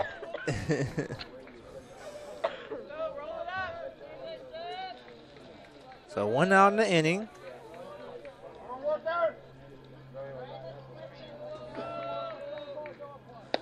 Sierra showed bunt, but pulled back as the fastball was high in the zone, so it'll be ball 1. And I think Talcott is just having a tough time getting that fastball down in the zone consistently. Yeah, he has not been himself today. I mean, he's still good. His fastball still has plenty of pop, but everything he's throwing is. I guess the good news is if you're going to miss badly, at least miss to the point where you can't make that mistake. Yeah. Where they'll end up hitting one over the fence, but he's throwing a lot of pitches. That one was in the zone and right down the middle for strike 1. So a 1-1 count now for Sierra.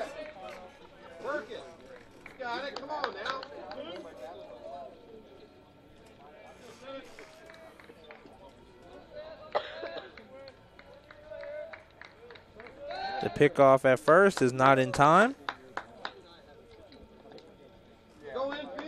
You could literally have at the end of this day 1, 2, 3, 4,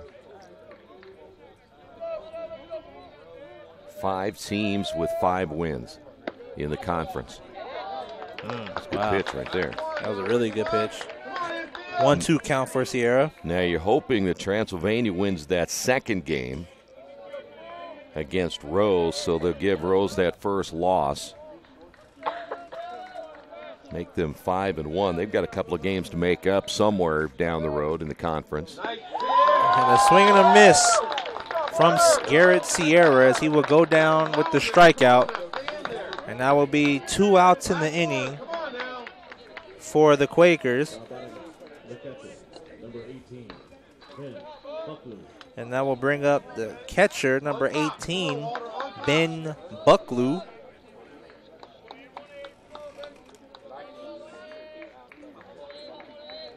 Talcott's pitch is little outside for ball 1, is what the umpire says. And as we hear, the fans do not agree with the call. Some do, 50% do, 50% yeah, 50% don't. I'd go like more, maybe 75-25. 1-0 count for Bucklew. Take off for second. There will be no throw. So runner gets, does that count as a stolen base with no throw? Yep. So it's a stolen base for Lucas. Well, it was not a really good pitch to handle, though, for Whistle, low and outside, and he knew there was no need to just throw it down there and make a mistake, maybe throwing it into center field, so he just ate it that time. But pretty good jump at first base. Very good jump, very good jump. And I think now with 2 outs and you still have a 4-run lead, let's just focus on the batter. Yeah, he didn't make a whole lot of difference right at the moment, but, boy, you don't want to walk another one here. That is true. It's a 3-0 count for Bucklew. Because guess who's standing on deck? Konwinski. Their best hitter. And Defiance is only 4 runs down in this game, so in baseball that could be made up quickly. Yeah, you get a key base hit. Now you got a second walk in the inning. And Steve Sacka sits. When he comes out, generally means he's going to get a little more serious right here. Yeah. Because there's nobody throwing in the bullpen right at the moment. So this is the second time they've gone out to visit And I'm sure at this stage, if you're Coach Sakasic, you just say, what's wrong? What can we do to help get you back in a zone where you're throwing where we need you to be throwing? And one thing, if you know Saka pretty well, I mean, he's pretty straightforward with it. He's going to ask you what the deal is, and let's get it fixed.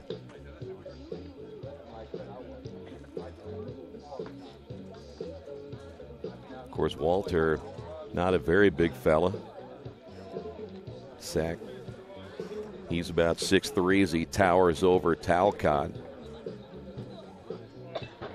But they've been together for 4 years. They know exactly what to expect both ways. There's a mutual respect between both head coach and your pitcher. So now watch this dangerous left-handed hitter.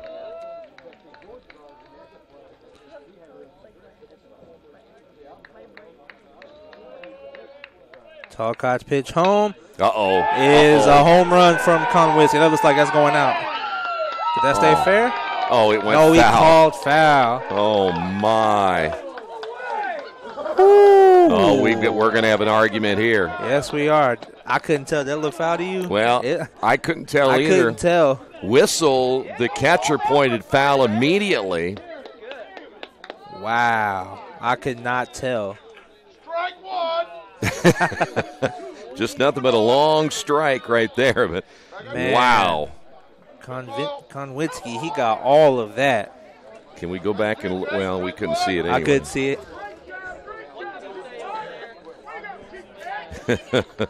Oh, he got every bit of that one. Wow. As soon as that left his bat. Well, again, wow. It's hard for us to tell. That one's hit foul. I mean, we're not in a good angle to really to see where it went, but the home plate umpire didn't hesitate, and neither did Whistle. I couldn't tell. I mean, from my angle, I thought it was fair the whole way, but it was very tough to tell. Well, how big would that have been, a 3-run shot? And all the momentum going back to Defiance. Instead, it's 0-2 count and a strikeout for Konwitsky. Well, the discussion hasn't ended yet.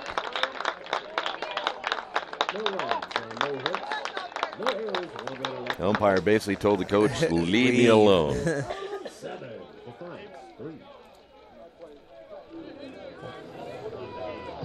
For over 30 years, Reynolds Plumbing has been keeping the Richmond-Wayne County area running. Whether on commercial properties, restaurants, or residential, they've done quality plumbing, heating, and air work for thousands of customers. In a small town, a company like theirs cannot stay in business for as long as they have without being very good at what they do. It's not just about quality work, it's about customer service. If that's the kind of experience you want on your next plumbing or HVAC job, then Reynolds Plumbing has you covered. Call Reynolds Plumbing today at 966-0994. For over a century, Richmond Power and Light has been providing safe, reliable energy to the citizens and businesses of Richmond and the surrounding area. Through their dedicated and talented employees, they are advancing their tradition of exceptional service through new technology, training, and efficiency in everything they do. Richmond Power and Light provides reliable, low-cost energy and technology services in a customer-focused, environmentally responsible, safety-conscious manner. Richmond Power and Light. Together we make powerful partners. Welcome back to Randall R. Sadler Stadium, Earlham College baseball. Still 7-3. Well, everybody's still kind of buzzing about that home run, whether it was or it wasn't, and the head coach for the Yellow Jackets let the home plate umpire know that he felt he missed that one as he was heading to the dugout. And, well, again, judgment call. You know, but that ball raced out of here pretty quick. Yes. Well, I think as soon as it left the bat, everybody knows it was going over the fence. Yeah. And, again, I thought it was going to be fair the whole time, but umpire had a better angle than we did. Cameron Whistle at the plate for the Quakers. My only indication was when I watched Whistle. And if anybody he said has it the whole time? He said it the whole time. He was pointing foul. Not that, again, he matters, but I watched him first. And he was pretty adamant that it was a foul ball. So, I didn't even see Whistle. As soon as it left his bat, I saw the ball. And Whistle will hit that out of play. So 1-2 count for Whistle. We'll put a little asterisk next to that strikeout of Konwinski there in the 5th inning. Yeah. How's that sound? That's a huge key. Huge key. Whistle hits one high. And good communication from the left fielder, Lucas, as he makes the grab. Well, you know what? The shortstop, he's going out. That's Neary. Yeah, Neary. He's waiting to hear something. Yes. You know, so he's going to keep going until he gets called off. Yeah, but you know, you can't wait too long. Otherwise, you'll end up with a huge collision and somebody get hurt. Swing and a miss from Robbie Shondell. So a 0-1 count for him. Swing and a miss again from Shondell, so that makes it a quick 0-2 count.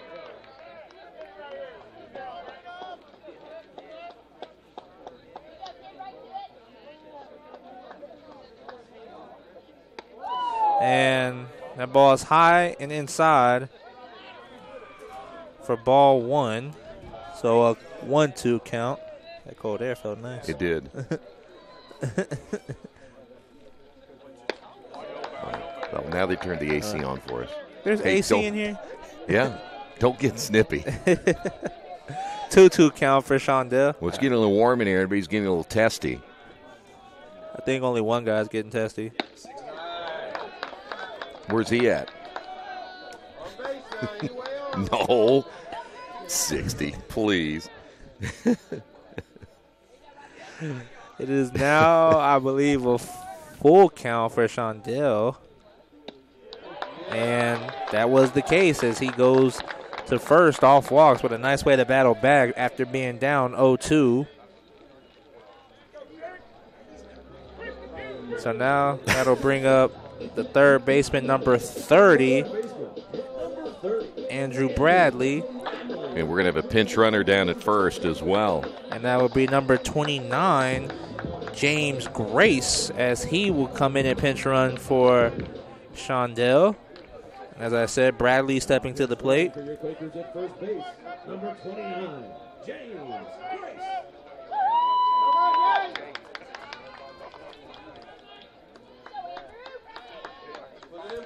And you know when Grace comes in, you know what that usually means. Going to try to get something going here. He going to take off for a second. He's got a big lead. And it didn't leave yet, but it was a high fastball, so it'll be ball 1 for Bradley. You know the best part about that Rose-Hulman series is Brian wasn't here. It was a nice thing, yeah. Oh,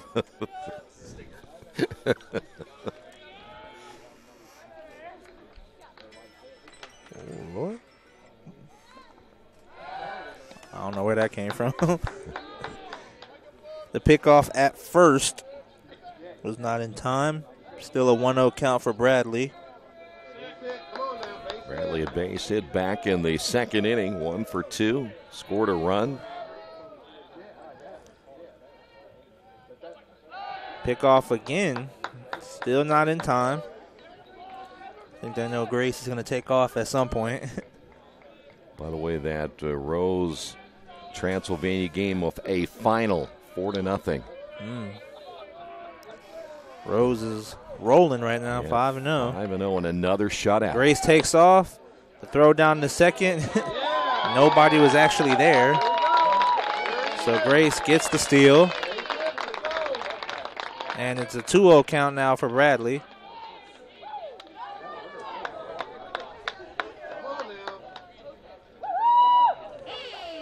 And we will have a quick timeout as well. They're going to talk to they don't have anybody ready yet, so this is going to be a quick slow down game. Yeah, well, yeah, we got to give him time if they're going to make that move. It's still too early. But they too know, speaking of Defiance on their side, it isn't a whole lot different than what the Quakers went through, and you give up the the walk and that error back in the third, and you end up scoring a couple of runs, and they pretty much know, listen, we can't afford to give up any more now than 7. Exactly. And again, I think that last inning was a huge call because you talk about 3 runs on the board. Yeah, that would have been 7-6. Yeah. The complexion of this thing changes drastically. Yes, big time. Plus, what a lift that would have been, huh? Man. They would have had all the momentum. Yeah.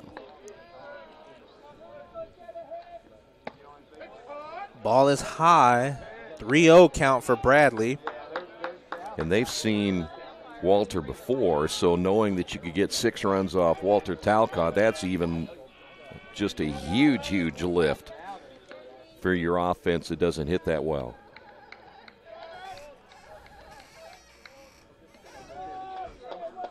Pitch home is in the zone for strike 1, 3-1 count.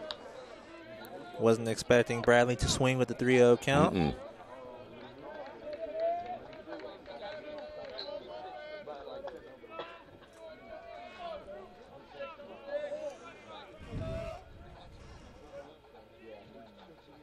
The pitch home is in there for strike 2. Well, you better be, it looks at least from this guy, you better be ready on pitches that are low and outside. You're not going to be able to stand and watch him.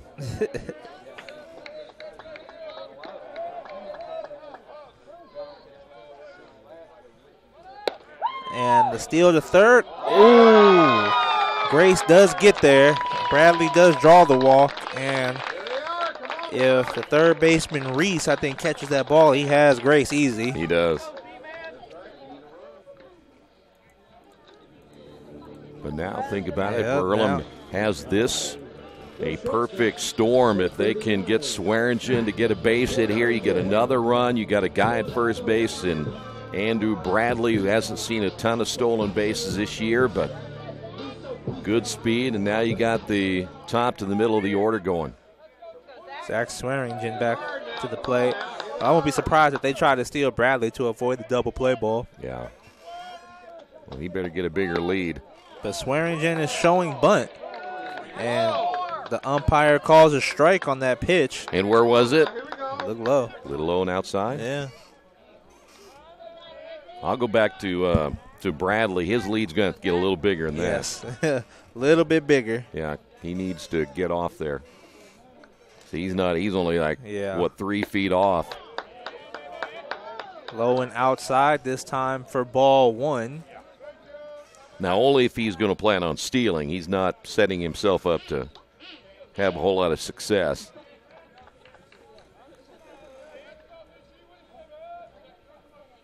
Yeah, but it looks like he has no intentions of stealing. Swearingen shows bunt to pick off at first is not in time. You know, if it were Brian Cox, we'd have to have him go halfway. And then still get a good jump in order to steal second base. You still sure he'd make it? No, that's just giving him a chance. I was going to say the Brown. But Swearingen lays the bunt down, and got him. And they said he got him at the plate. Great play from the catcher, Bucklew, and that play was close. Yeah. Well, yeah, give Bucklew all the credit in the world to make sure that somebody communicated with him that the runner was taking off from third base. Now, give Grace a little credit. He tried to jump over it, but the umpire thought he got the tag on. Yeah. What hurts about that is you lose a run right there. Yes, you do. Yes, you do. I would rather have seen him, if I were Grace at third, make him throw, then come home. Something like that. And, I mean, Grace was very adamant that he didn't tag him. John Joe with the shot in the gap, but the center fielder, Vickery, is there for the grab, and that will end the inning for the Yellow Jackets. So we head into the top of the 6th with Earlham leading 7-3 on the Wesley Bates Wealth Management scoreboard. We'll be right back. Best One Tire and Service has been committed to our partners since 1948. With more than 250 locations in 26 states, Best One puts over 1 million tires on the road every year. Superior tires, expert service, competitive prices. Best One Tire and Service, where the best costs less. Hi, I'm Roger Clark with Best One of Richmond. Because Best One is one of Bridgestone's largest retailers, we offer exclusive Bridgestone savings. Visit us in Richmond to save on Bridgestone tires today. Summit Computer Systems is a full-service computer manufacturing and support company founded in 1997. They partner with businesses and individuals to provide computer systems, hardware service, support, design services, high-speed wireless internet, network design, and more. Summit Computers, 1427 Chester Boulevard in Richmond. Give them a call at 939-2120. Welcome back to Randall R. Sadler Stadium. In the top of the 6th inning, Talcott still on the mound. Earlham leads at 7-3. Weren't able to get a run last inning when they tried the squeeze play. Nice play from Bucklew. Well, there's still a thought that if you're James Grace, that if the ball was tapped right in front of the mound, so you didn't have a whole lot of room anyway. Yeah. I think once he committed, he was done. Yeah, once he committed, he went all out for it. And, again, he was very adamant that he didn't get tagged, but I don't see too many runners who do agree with it. Well, let me tell you what, if you're looking at bad breaks going against Defiance so far, that would have really got them over the edge. Right fielder number 8, Nate Kaffenbarger at the plate for the Yellow Jackets. And he takes ball 1 in the first pitch.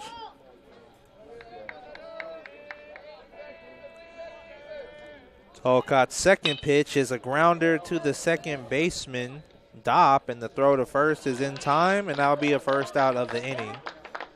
And I see a catcher and a pitcher going into the bullpen for the Quakers. So it looks like he may be getting a little loose. He had a sweatshirt on. The shortstop, number 14, Jude Neary. It looks like Dominic Michael. I was just thinking the same thing. Jude Neary at the plate for the Yellow Jackets, and he will take strike 1 in the first pitch of the at-bat.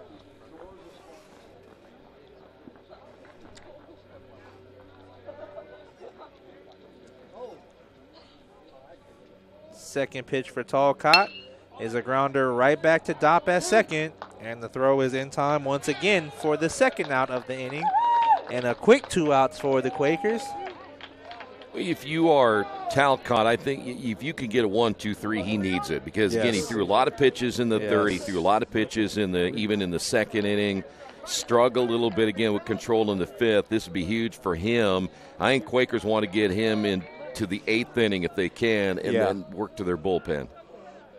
Number 30, Michael Reese steps in for his first at bat of the game. You know, think about Walter. He is used to throwing some long innings if he has to, but I think it's more in his pitch count. If it's a little bit lower, he's okay. Yeah. Swing and a miss from Reese.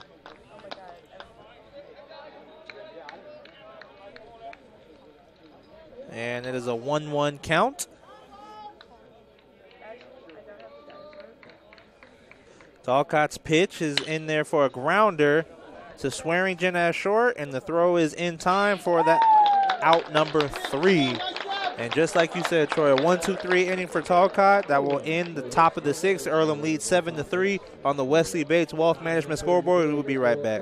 Are you looking for the right place to work out? A place where you have several choices and can have fun at the same time? Well, that place is right here in Richmond, Family Fitness Works. Family Fitness Works has spinning, Zumba, kickboxing, core works, kick fit, body pump, body flow, and much, much more. And don't forget, Family Fitness Works also has Richmond's most extensive free weights and Nautilus in the area. Check out their website at familyfitness.com or stop by at 213 North 3rd Street in Richmond. Finding a used car dealership you can trust is not an easy thing to do, but for me, the choice was almost too easy. How about Tony's Car Sales in Richmond? Hi, this is Troy Narangowski. You know, I purchased my last 2 cars from Tony's, and I couldn't have been happier with their service. They didn't pressure me, and they worked me through the entire process. Hey, if you're in the market for a great used vehicle, get to Tony's Car Sales in Richmond, 250 National Road West. For more information, give them a call at 962-5665 or go to their website, tonyscarsales.com. Welcome back to Randall R. Sadler Stadium. We are heading into the bottom of the 6th inning. Earlham still leads it 7-3. I don't think either team has had a solid base hit in a while. I think it's been 4-8 for a while, at least on the scoreboard. Earlham got their last base hit. It was the Danny Dopp in the 4th. Had a couple of walks since then. That's been it. On the other side, you have to go way back into the 3rd inning, the double by Konwinski. And that pitch was behind the catcher for ball 1. Danny Dopp at the plate for the Quakers. Yeah, Danny, a couple of base hits this afternoon.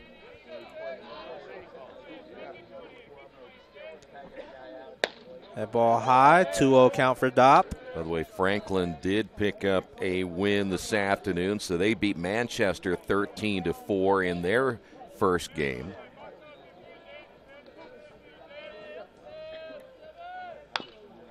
Dopp with a small grounder back to the pitcher, and the throw at first is in time for the first out of the inning. Nice play from Tomalak. He zoomed it away, didn't he? He didn't want to waste any time. He threw a pitch at first.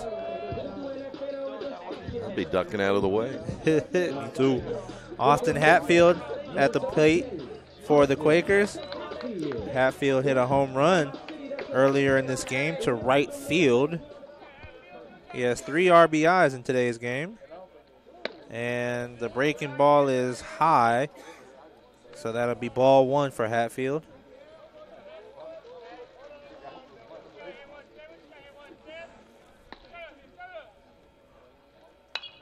He will foul that off. You know, so 1-1. You kind of get the feeling that Austin is getting a little more comfortable. His last at bat, I think he got a little bit anxious, but he had the big game. Get to this in a minute. Hatfield hits a base hit over the second baseman. He will round first base, so he will have a single. What were you saying? Well, when you go back to the Bluffton series, in which he ended up having a 4 RBI game in one of those 2 games, he's come back today, hits a home run. He has 3 runs driven in there. Maybe starting to pick up his groove a little bit. He's becoming that number 4 hitter we were hoping he would be, in an RBI type guy. And that will bring up Isaiah Shake to the plate for the Quakers. And a swing and a miss. Strike 1 for Shake.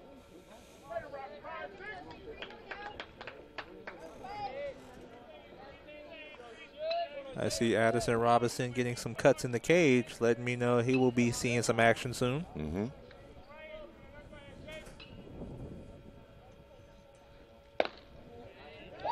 And that is strike 2 for Isaiah Shake.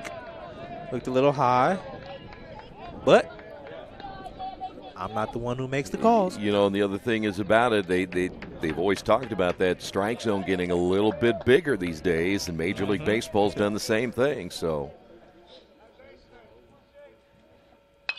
and Shake will foul that out of play. You know, they always used to try to tell you, there'd be a certain maybe letters to the belt area, maybe a little bit lower, a little too high, and now they've extended it. You've got knees to armpits, and I guess it depends on what the umpire feels that day, but still, you better be up there ready to hit. Yep. That ball is high for ball 1, 1-2 count for Shake. And when you look at Major League Baseball, if that is hurt hitting, why have we seen so many home runs hit over the last couple of years? Even this year, the amount of home runs in Major League Baseball is surpassing early records. I think we hear that every year for some reason.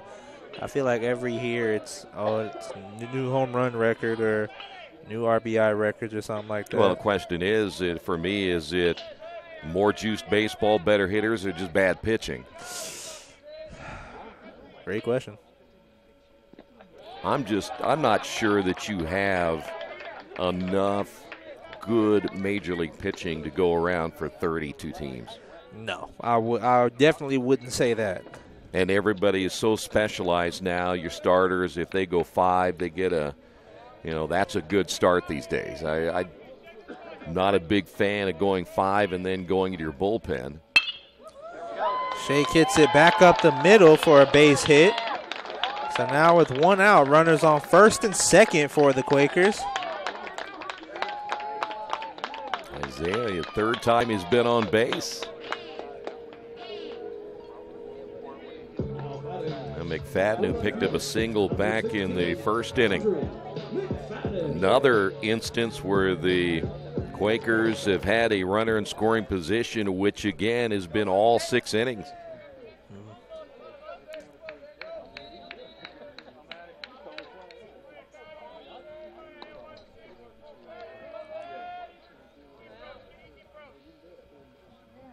Pitch to McFadden is in there for strike 1.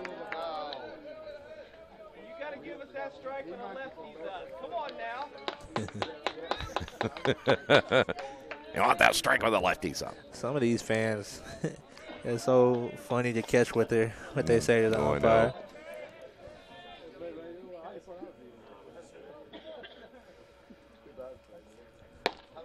That ball is high, even the count 1-1. You know, you look at, I'll go back to my pitching theory, is that even at the Division I level, there's not enough really good pitchers on every staff. And a lot of teams now, the leagues will play just, if they play a doubleheader, they only go 7 innings knowing there's not enough pitching. Yeah. Ball outside for ball 2. And that's a doubleheader, not a single game. But, if you're playing 14 innings of baseball, the way things are now, with players being specialized, you're going to use a lot of guys in 14 innings. Yeah, pretty much. It's not like the old days. No. McFadden hits a grounder to the third baseman, Reese. He will tag Hatfield for the second out of the inning. And it was a nice heads-up play by Reese right there. Realized once he got control, he didn't have to go to first. He had somebody running right at him. Yeah, he almost dropped that baseball, though. He was ready to make his move before he had control of it. So 2 outs for the Quakers, runners on first and second. The other thing about, this is my last thing. You look at the ballparks today and how much smaller most of them are than they really used to be when they were gigantic type stadiums. Yeah. Where you could barely get home runs. It wasn't conducive for a lot of run scoring at times, and fans love to see runs scored. But now, guys, you look at how bigger and stronger they are. Hitting out of the ballpark like this really isn't much of anything. Nope, not at all. The Aaron Judges of the world, and those guys that are 6'8", and you don't see too many like him. But that whole Yankee lineup is kind of like that. Yeah. So 0-2 count for Whistle. Now, if I'm not fans mistaken, like the runs. Sometimes it's nice to get a good pitching duel. Yeah, I like a 3-2, 4-3, 5-4 type game. The ones that get 15-14, I'm not real crazy about. To me, it just takes so much out of it. You can get one once in a while, but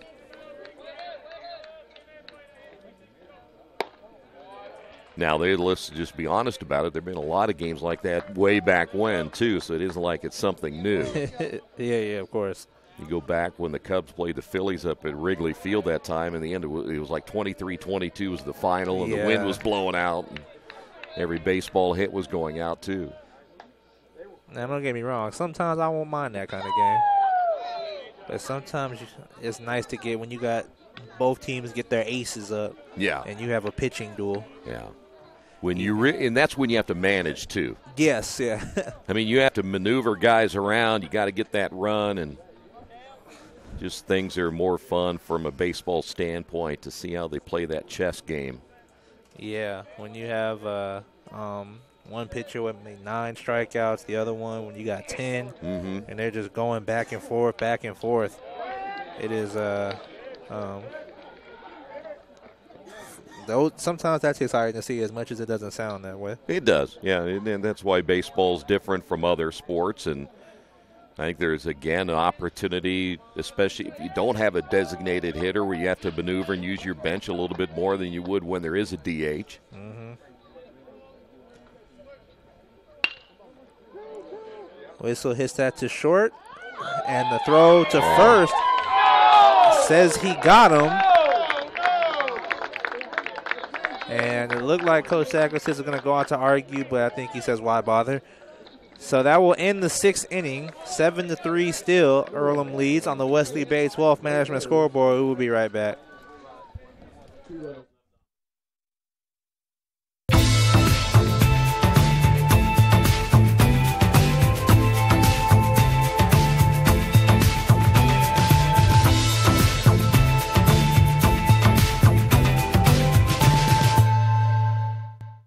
Mendenhall's True Value in Richmond is your local source for the things you need at home or your business every day. Everything from hardware, tools, carpet cleaner rentals, window and screen repair, lawn and garden supplies, as well as hunting and fishing licenses. It's all in one place at Mendenhall's True Value Hardware, right around the corner at 125 Southwest 5th Street in Richmond. Give them a call for more information at 962-4842. Today's game is being brought to you by Tri-County Awards in Richmond. Customized awards and quality engraving services. When you come to Tri-County Awards, you'll get nothing but the best customer service. We take pride in our prompt service and easy availability. Celebrate success with a gorgeous medal, trophy, or plaque from Tri-County Awards. We've been crafting awards since 1972. Choose from a wide variety of designs and styles. We're a locally owned and family-operated business. Tri-County Awards, 1001 South East Street in Richmond. Well, Gerard, by the way, while you were in for those 3 innings, nothing happened. Well, kind of odd. I kept it that way. So we're going to head now to the top of inning number 7. Walter Talcott back in for the Quakers. As you see the scoreboard up in your left-hand corner, the Quakers still lead this one 7-3. Grant Vickery will lead things off, followed by Tyler Weaver and Lucas Tomeyer. 6 innings in the books now for Walter as he gets set to work here against Vickery for the 3rd time, who picked up a base hit his first time up. And the breaking pitch swung on and missed. No balls and a strike. Vickery singled in the 2nd, flew out in the 4th. Time called as Vickery steps out as Walter, generally a pretty quick worker. The 0-1 pitch on the way, took something off that one. Check swing, he did not go around. And the count is even at 1 ball and 1 strike. Vickery is the number 7 hitter in the lineup today in game 1. The 1-1 pitch on the way, and breaking ball is outside, swing and a miss. And now 1-2 to Vickery.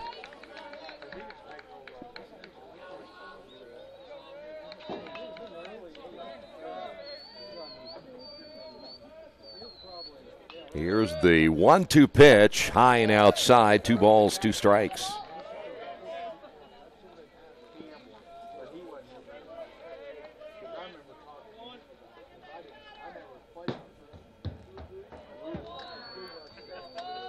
The break-even pitch is outside. We'll go to 3-2.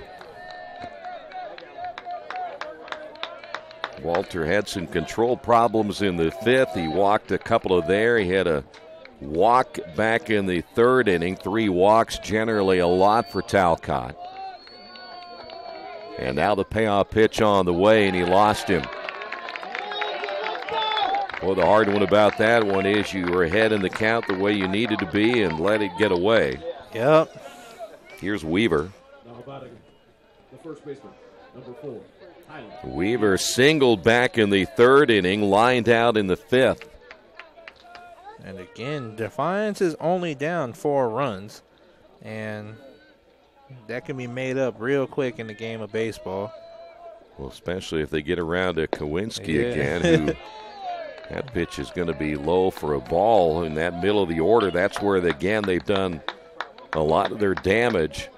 And he had the potential 3-run home run taken away when the home plate umpire called it foul. Would have made it a 7-6 game. And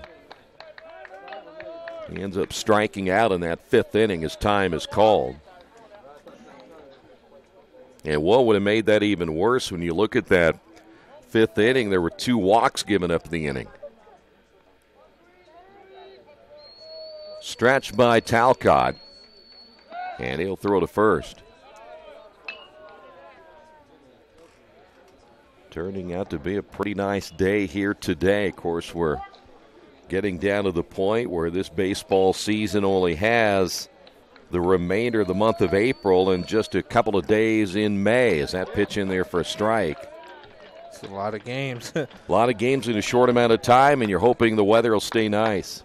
HCAC tournament will start on Thursday, May the 9th.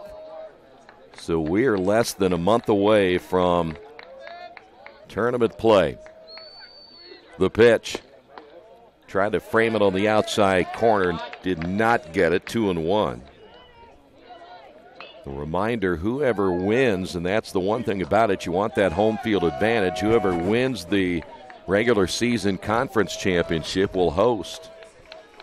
And that's actually a really good thing to fight for. Yeah. Off the end of the bat, hit right to the first baseman. Hatfield steps on the base as Vickery advancing on to second. So with 1 away and a runner at second base, that'll bring up Lucas Tomeyer, the number 9 hitter. You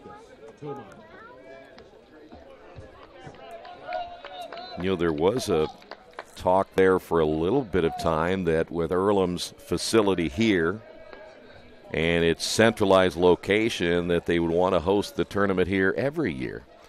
But I have a feeling some of the other teams didn't like that idea. I don't think so either, but I also don't think the parking structure can hold that many teams and fans. Yeah, they'd have to do something about that.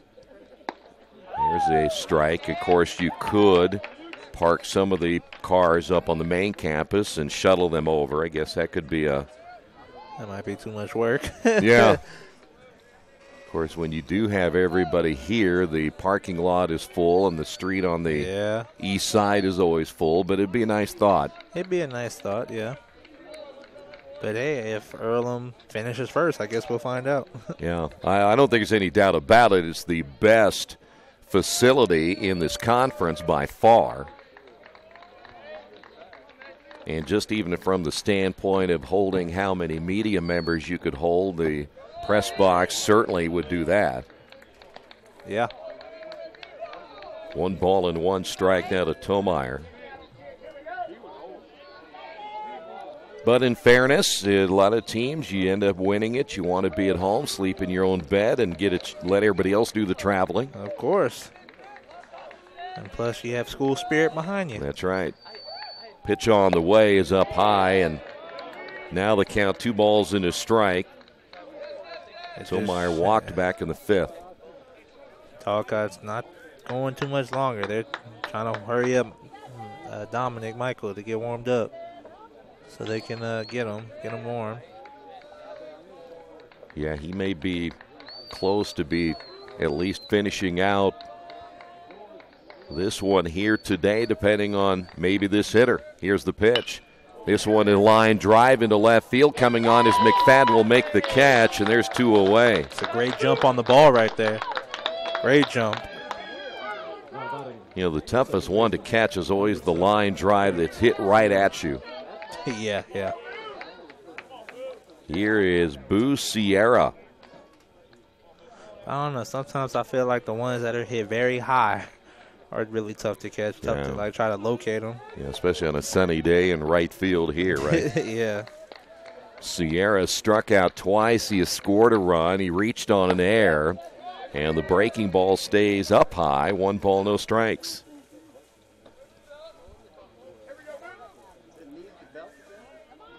Well, after today, you'll have 8 conference games remaining.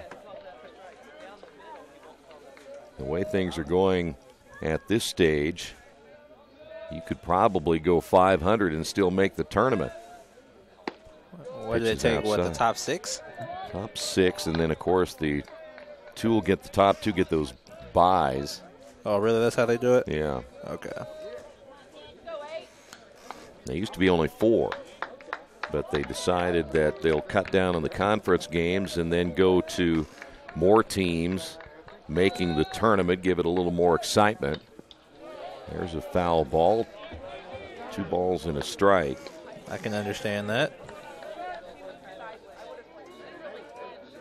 I think when Earlham won the championship a couple of years ago, that was the last time that they had the previous format of just 4. And then last year went into the new tournament format. They hosted that year, right? Yeah. Pitch is in there for a strike.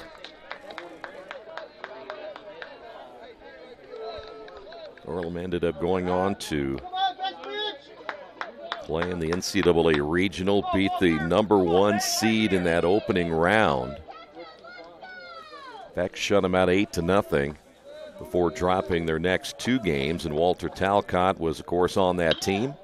Fly ball into right field. Gendreau will locate it and make the catch, and that will do it for Defiance in the top of the 7th inning.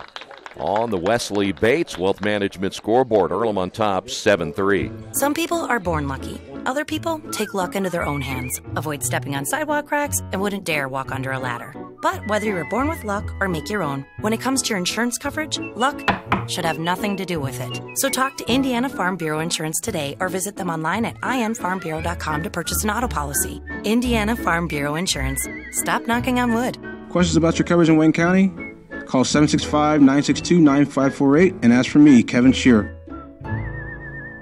Since 1994, Beach Automotive has provided motorists in the Richmond area with the most comprehensive auto repair services that include general services, car and truck care, alignment, brakes, tires, engine, transmission, and more. Their goal is simple: to offer the best services available at affordable prices to get you back on the road in no time. For a high-performance vehicle, trust Beach Automotive. To learn more, give them a call at 765-966-8181. Beach Automotive, 110 East Main Street, Richmond.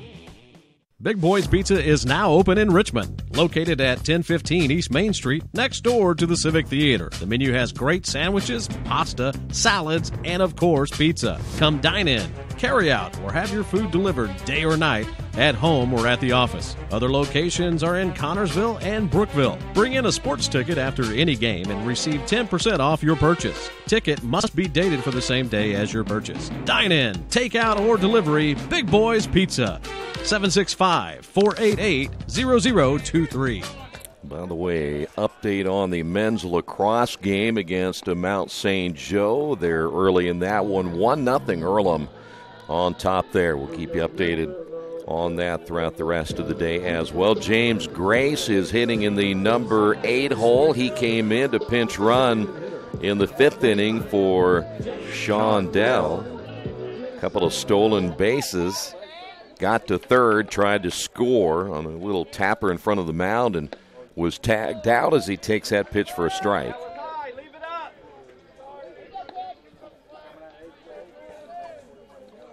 Grace, one of those guys, when he gets on base, he can make things go pretty quick. As that pitch, another curveball in there for a strike, and it's 0-2.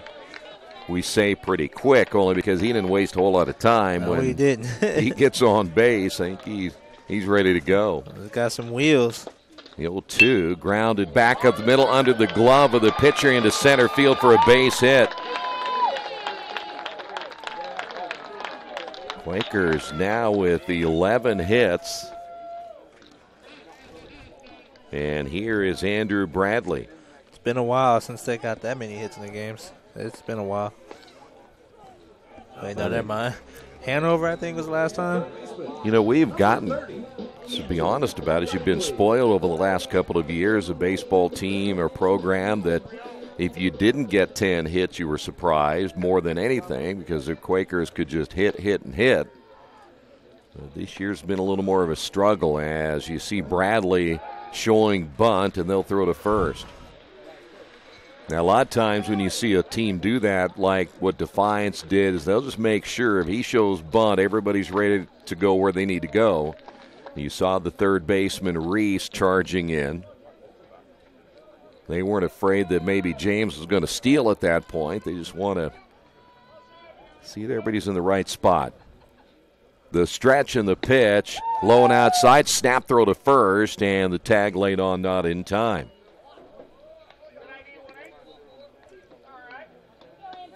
Bradley singled back in the second, scored a run, flew out in the third, and walked in the fifth inning.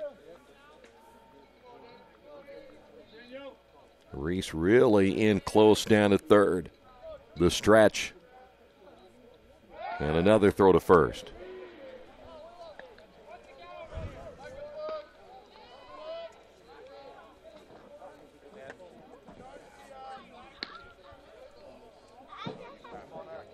One ball, no strikes. The stretch. Here's the pitch, and it's outside. Nice backhand by the catcher, Buckley. Very nice backhand. Saved that one. He saved the stolen base. Daniel Tomalik, you wonder how much longer he will be in. There is a left-hander throwing in the Defiance bullpen. Tomalik will come set. Bradley bunts that one off his foot and foul. So now 2 balls and a strike to the third baseman, Bradley. Quakers scored 4 in the first, 3 in the second, and they have not done much since. They've left 1, 2, 3, 4 different players in scoring position during that time. Nice bunt. Pitcher Tomalik throws to first, gets the out, so the sacrifice bunt is successful, and that'll bring up now Zach Swearingen, the leadoff hitter. Quakers are bunting a lot more today than we've seen in regular most games in this past season. Yeah, they don't. They're not a huge bunting team, but they've had some guys that you didn't need to bunt with. Here is Swearingen. He's been on base 3 times. He has scored twice. His lone base hit back in the first inning. Tomalik's pitch on the way, just off the outside corner. 1 ball, no strikes.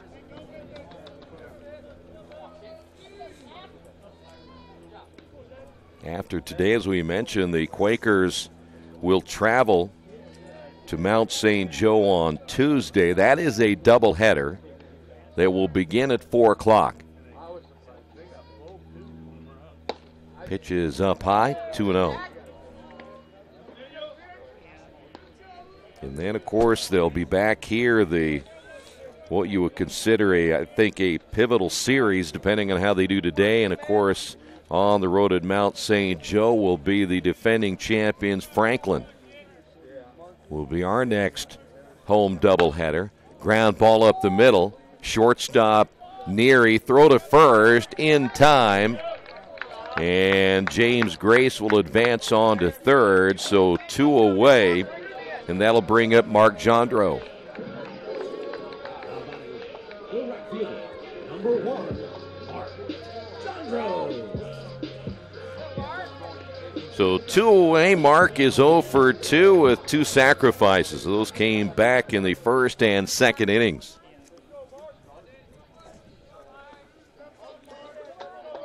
Quakers will also get a good Anderson team here on Saturday the 27th, as that pitch is low. So we're talking about 2 of the better teams in the conference here. So we went back to what we said before. This is a team that really controls their own destiny as far as getting into the tournament and or winning this league again here in 2019. 1 ball and 1 strike now to Mark. That is Grace down at third. The stretch and the pitch. Big cut by Mark.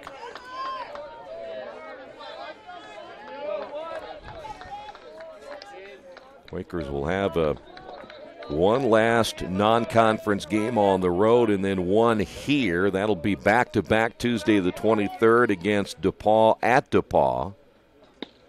Pitch is low and outside. And then they'll get Adrian on Wednesday the 24th. That is a single game, and that'll be at 5 o'clock. Adrian's usually known for a good program, right? Mm-hmm. Yeah, they play a really good baseball. Off the end of the bat, foul. Of course, you'll look ahead to that May third doubleheader at Manchester. I think the Quakers certainly have every opportunity to go up there and win both games of that twin bill. But those dates you're looking at now are the 20th and the 27th. And you're going to see two very good teams in here. That's lined into left field, base hit. Grace will score. And the Quakers now lead this one 8-3. Good piece of hitting that time by Mark Jandro. Very good piece of hitting. Very good piece of hitting. See, like you said earlier, he wanted a chance to hit. He's getting tired of sacrificing. So here's Danny Dopp. They made Bradley do it this inning. Yeah. Well, the nice news is if you have a situation, in a late game situation where you need, and let's say Mark Jandro is up, you certainly feel confident that he'll get the job done. Danny 2 for 4, runs scored, hits the first pitch foul and out of play. No balls and a strike. As we mentioned earlier, live stats on Earlham's website, goearlham.com. When this game is over, they'll have the box score for you in the first game, as that one's in there for a strike. And then we will be preparing for game 2. It'll begin about 30 minutes after the conclusion of this one. Stretch and the pitch hit foul. 1 ball, 2 strikes.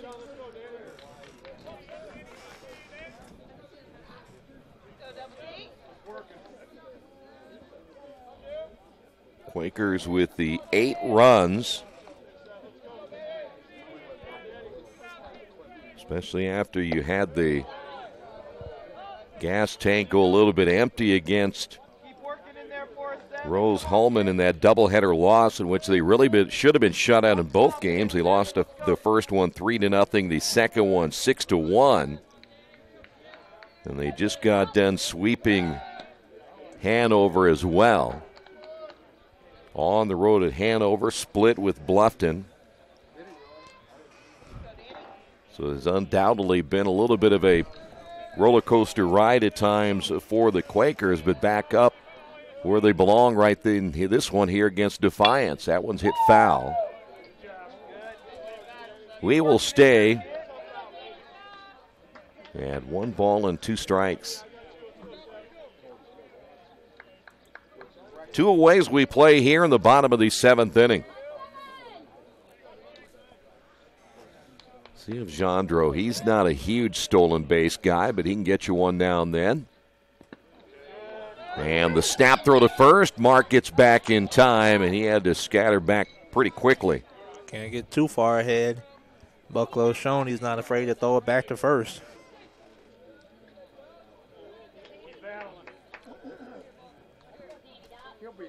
Two balls and 2 strikes. Tomalik will come set. The pitch on the way, breaking ball. That's a base hit into left field. Back-to-back singles by Jandro and Danny Dopp, and Danny with a 3-hit day.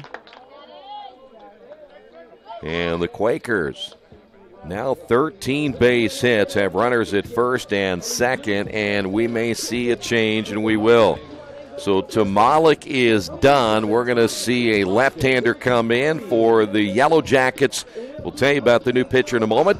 Quakers trail, I should say, winning this one 8-3 on the Wesley Bates Wealth Management scoreboard. Wish me luck, wish me luck. We've all said it. Thing is, life doesn't run on luck. For most people, it takes careful planning. A lot more than, say, crossing your fingers or toes. So talk to Indiana Farm Bureau Insurance. Because as your life changes, your life insurance coverage should do the same. And when it comes to your coverage, luck should have nothing to do with it. Indiana Farm Bureau Insurance. Stop knocking on wood.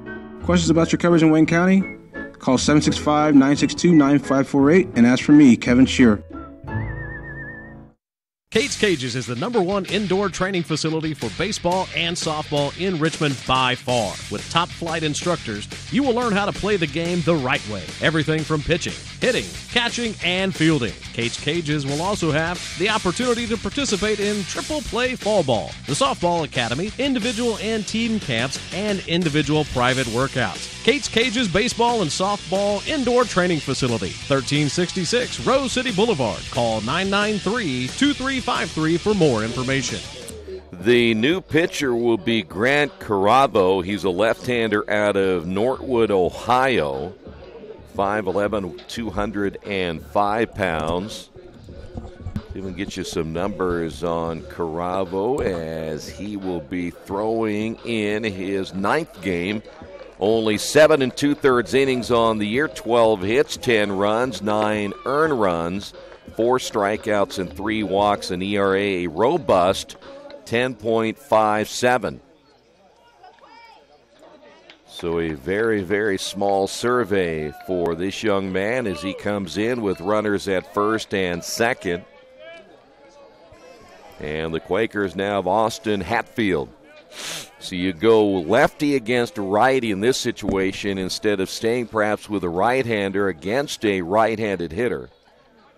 So Defiance going against the percentages as that pitch is up high, 1 ball, no strikes.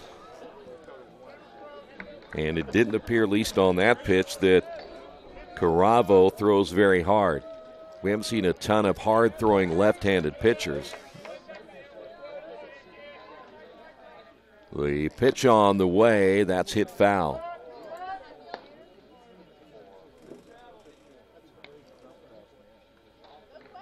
Look at that kind umpire. He ran all the way out there and gave him that baseball. Yeah, me, I'd have tossed it to him. Yeah, that's the kind of world we need. We need more caring individuals like that umpire. He could have thrown it out there with no feeling in it or whatever, but he went out there and handed him the ball. I like that. Brian would make you come get the ball. If you were the pitcher, he'd make you walk back and see the umpire behind home plate if he were the umpire. He's not a nice guy. He will not throw back. Everybody's yelling balk. Now, Sackasitz said balk as well, but clearly the pitcher had stepped off the pitching rubber before he made his move. Runners take off. This one hit into right field. Coming over will be Kaffenbarger to make the catch, and the Quakers were running on that pitch. Unfortunately, they're going to leave 2 runners on base here in the 7th inning. The Quakers do pick up a run on the Wesley Bates Wealth Management scoreboard. Earlham 8, Defiance 3. This is Earlham Baseball and Radio Troy Digital Sports. At First Bank Richmond, we provide you with an excellent banking experience. Whether it's personal checking, savings, mortgage loans, consumer loans, retail lending, or trust and investments, you can count on First Bank Richmond. First Bank Richmond has been serving the Richmond area since 1887. For more information, give them a call at 962-2581 or go to their website at firstbankrichmond.com. Georgia Direct is your one-stop source for floor coverings and decorating ideas for remodeling a home, office, kitchen, or bathroom. Their showroom offers quality products from Mohawk, Shaw, Armstrong, Craft-Made, and many more. They proudly offer Richmond the best quality and variety of home design solutions at competitive prices. At Georgia Direct, their goal is to deliver an outstanding customer experience from selection through installation. Georgia Direct Carpets and Cabinets, 5200 National Road East, Richmond. After the unexpected, expect us. Indiana Farm Bureau Insurance of Fayette, Rush, Union, Decatur, and Shelby counties. Auto, home, life, renters, farm, crop, and business coverage. Coverage you need in a language you know. We take customer satisfaction seriously and don't take a cookie-cutter approach to your coverage. For more information, call 800-723-3276 or go to their website, in.farmbureau.com. Dominique Michael will be the new pitcher for the Quakers. So for Walter Talcott, 7 innings of baseball. He is done for the day. He will be, at least at this point, the pitcher of record for the Quakers if they do manage to pull out the win here this afternoon in game number 1. Give you quick numbers on Dominique Michael as he comes into his 12th game of the year. 20 innings, 15 hits, 6 runs, 3 earned, 11 strikeouts, 2 walks, 3 saves. He is 0-1 on the season with an ERA of 1.35, so you can see he has done his job this year in relief. Here is Ben Bucklew, followed by Kowinski and Kaffenbarger. Bucklew steps in for the first time against Dominique, and the pitch is up high, 1 ball, no strikes. Bucklew's been on base twice, walking in the 3rd and the 5th. He'll show bunt. Bunts third base side. Bradley charging and throwing, and he's safe at first base. That'll be an infield base hit. Good read at the plate by Bucklew. He saw that Bradley was playing a little bit deep and laid down a nice bunt. Got some wheels on him, too. He got down that line very fast. It's nice playing on this turf. It makes you look fast. It really does. You feel a lot faster on turf than you do on regular grass. Yeah. Konwinski, who doubled back in the 3rd inning, had a home run taken away in the 5th. He is back at the plate, and probably know by now you need to be really careful with this young man. The left-hander has plenty of power. To mention, he was coming into this one with 3 home runs. He has driven in a couple of runs today. Could have been a 5 RBI day if that home run was called fair. Hit well. He'll go the opposite way. That's a base hit into left field. So now runners at first and second, and here's Kaffenbarger. And no outs in the inning. Yeah, they're off to a good start here in the 8th. Kaffenbarger, by the way, 0 for 3. Struck out back in the 3rd. This is his first look at Dominique Michael.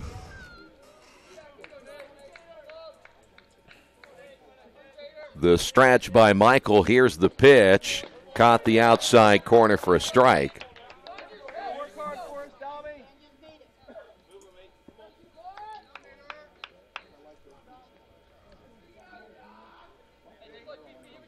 Bucklew down at second base. Konwinski down at first. And again, Dominique will check the runner at second. The breaking ball hit high in the air to right field. Jandro going back on it. He'll make the catch. Runner at second. Bucklew will tag and head to third. And now runners at first and third with 1 out. And that'll bring up now Jude Neary. The shortstop, number 14, Jude Neary.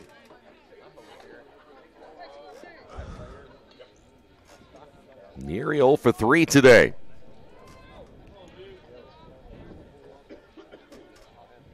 But no better time for your first hit of the game than with the runner on third and the opportunity to keep this inning going. Yeah, try to make it 8-4. Of course, the left-handed hitter, just 239 coming in. No home runs and 10 runs driven in. Michael's pitch on the way is in there for a strike.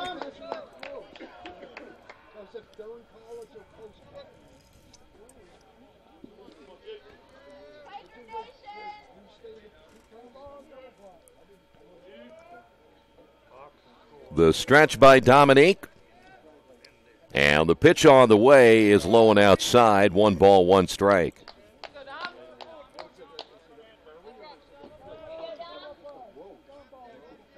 Defiance, I'm telling you what, the bottom of their lineup hasn't really done too bad. They got the Gilliland single back in the second. They got a walk out of Vickery. They got a base hit out of Weaver, walk out of Tomeyer, so they've been getting on base.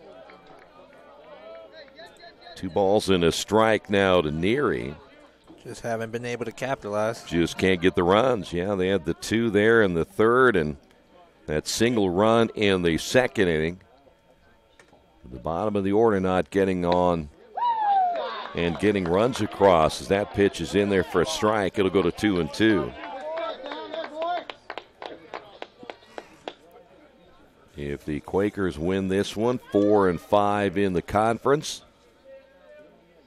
Chance to go to 5-5 with game 2 coming up later. That one is poked foul. And will stay at 2 balls and 2 strikes. Konwinski's not going anywhere down at first. So right now the concentration, everything here at home plate against Neary. The pitch on the way. This one is hit into right center field. That could be trouble. That falls in for a base hit. Gets away from Shake. Runners will advance to second and third, and it's now 8-4. The momentum now coming for Defiance. Got a few base hits, and now with runners on second and third, you get those, and you're down 2. Number 30. Here is Reese, who took over down at third base on the injury by Gilliland, who was at shortstop. And then they moved Sierra to second, Neary to short, and Reese to third. So now runners at second and third. The lead cut to 4. Fly ball into right field. Jandro going back on it all the way to the fence, and it takes a bounce. 1 run will score. Neary will round third. He will score. It's now 8-6.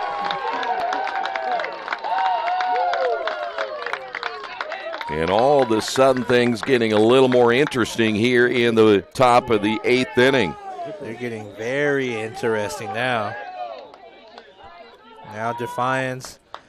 And I think the game, like you couldn't tell by the score. I think the score was a little closer than what the game was indicating. But now, that's what happens when you let a team hang around. You don't put them away. 9 hits now by Defiance. Here is Vickery. He's been on base twice. He walked his last time up in the 7th inning. And Dominique not getting the outs he needs right here, as that's going to be chopped to the left side, foul ball. No balls and a strike. Bucklew the base hit. Konwinski a base hit. The sacrifice by Kaffenbarg, advancing the runner to third. Neary picks up the base hit, and now Reese.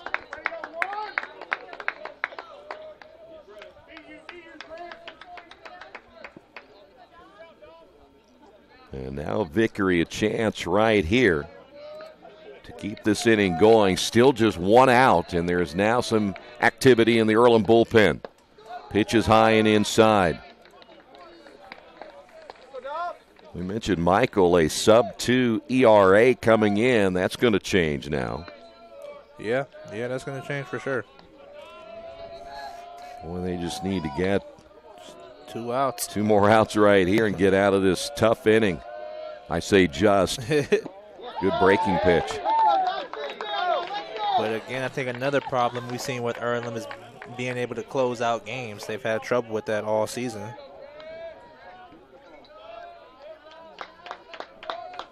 Right now, a right-hander is getting ready. Looks like that might be Jordan Christian.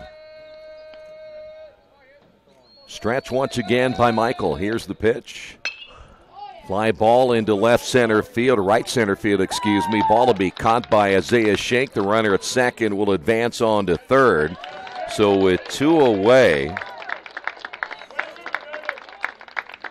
Yellow Jackets now have another run within 90 feet of making this an 8-7 ball game.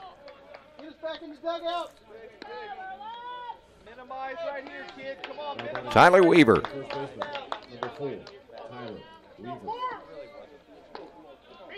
We saw Weaver earlier get that base hit, was later thrown out, trying to stretch it into a double back in the third inning, and he is lying down and grounded out, and this one hit foul.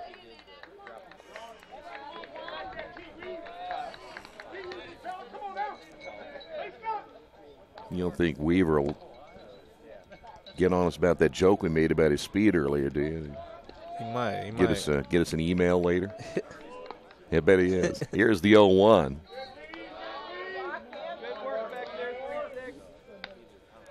It's all fun and games. You know, even at my age of 35, I still think I could beat him in a race. 1 ball and 1 strike to Weaver. What about Brian?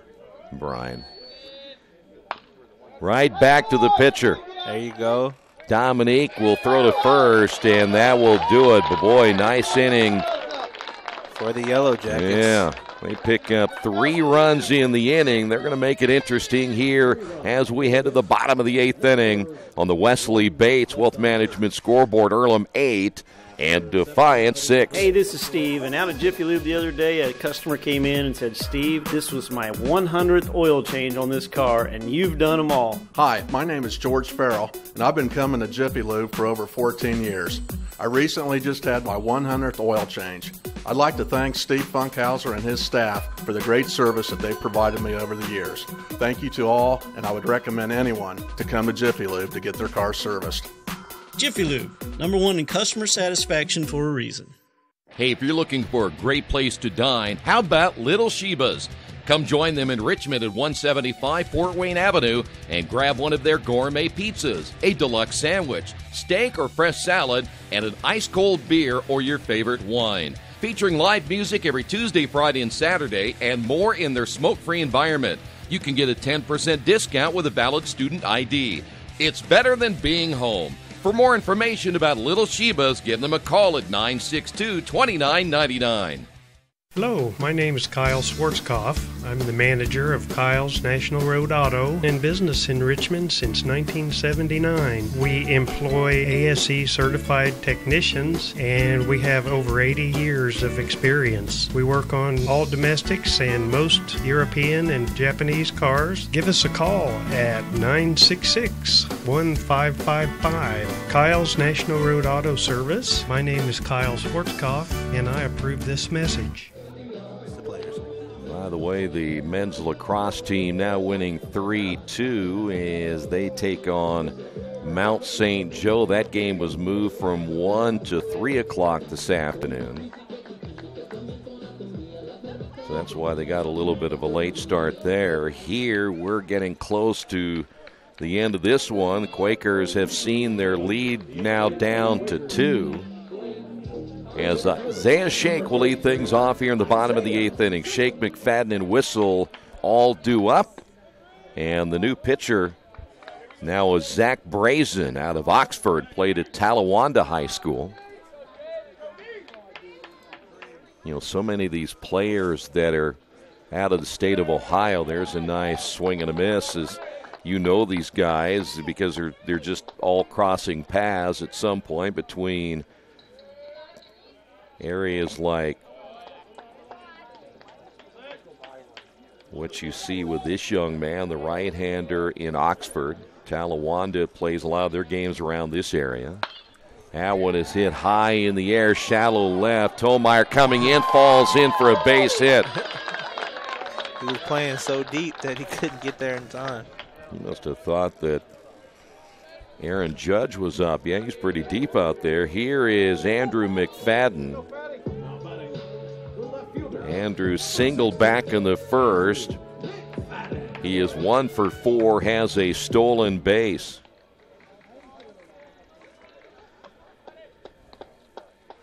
And we talk about recruiting around this area for the Earlham Quakers, and you have Cincinnati and Dayton, Indianapolis. That one bunted to the right side. The throw to first, a low throw and a close play will get McFadden, but he will sacrifice the runner down to second base. So now Earlham will have Isaiah Shake in scoring position. That is the third bunt sacrifice the Quakers have had. Here's Cameron Whistle.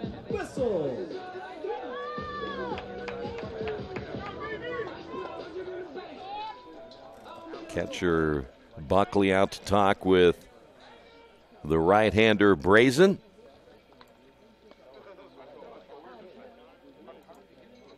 Brazen making his 12th appearance, 18 2/3 innings, coming in with 20 hits, 8 runs, 7 earned runs, 11 strikeouts, and 6 walks.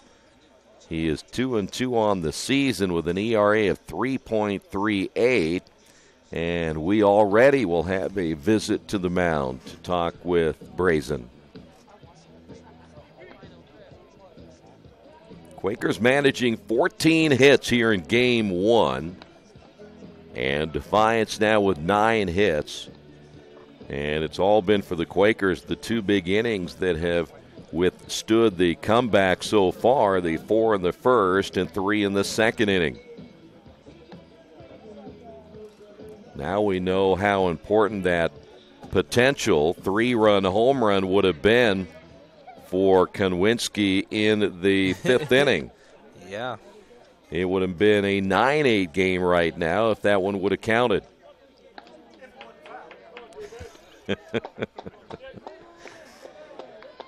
So Whistle steps up with a runner down at second base. Brazen set. And the pitch on the way is hit foul.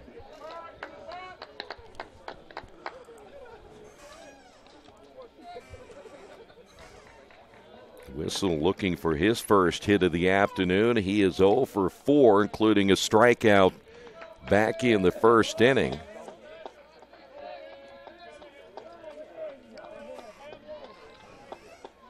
The pitch on the way is in there for a strike.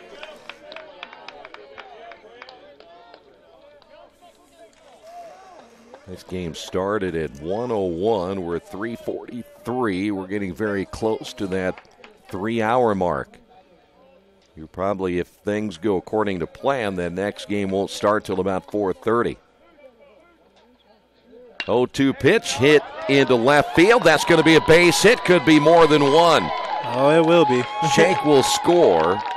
Whistle to second with an RBI double, and the Quakers now lead this one 9-6. That's the way to go the opposite way.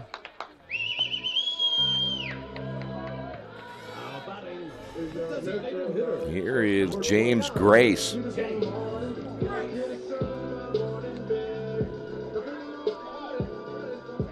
Grace singled and scored his last time up, has a couple of stolen bases.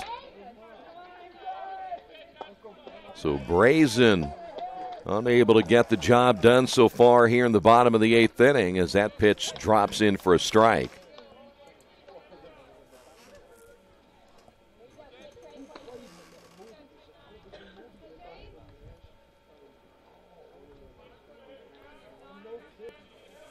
This is the 3rd pitcher used, actually 4th pitcher.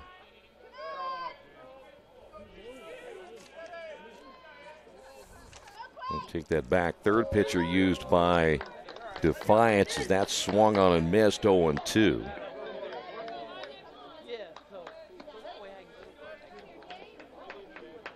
There is a right-hander now throwing in the bullpen for the Yellow Jackets. Looks like that is now Joey Gerbis, who is loosening up for Earlham. The 0-2 pitch, ground ball deep in the hole, backhanded by the shortstop. The throw to third in time, lays the tag on, and we'll get Cameron Whistle at third base.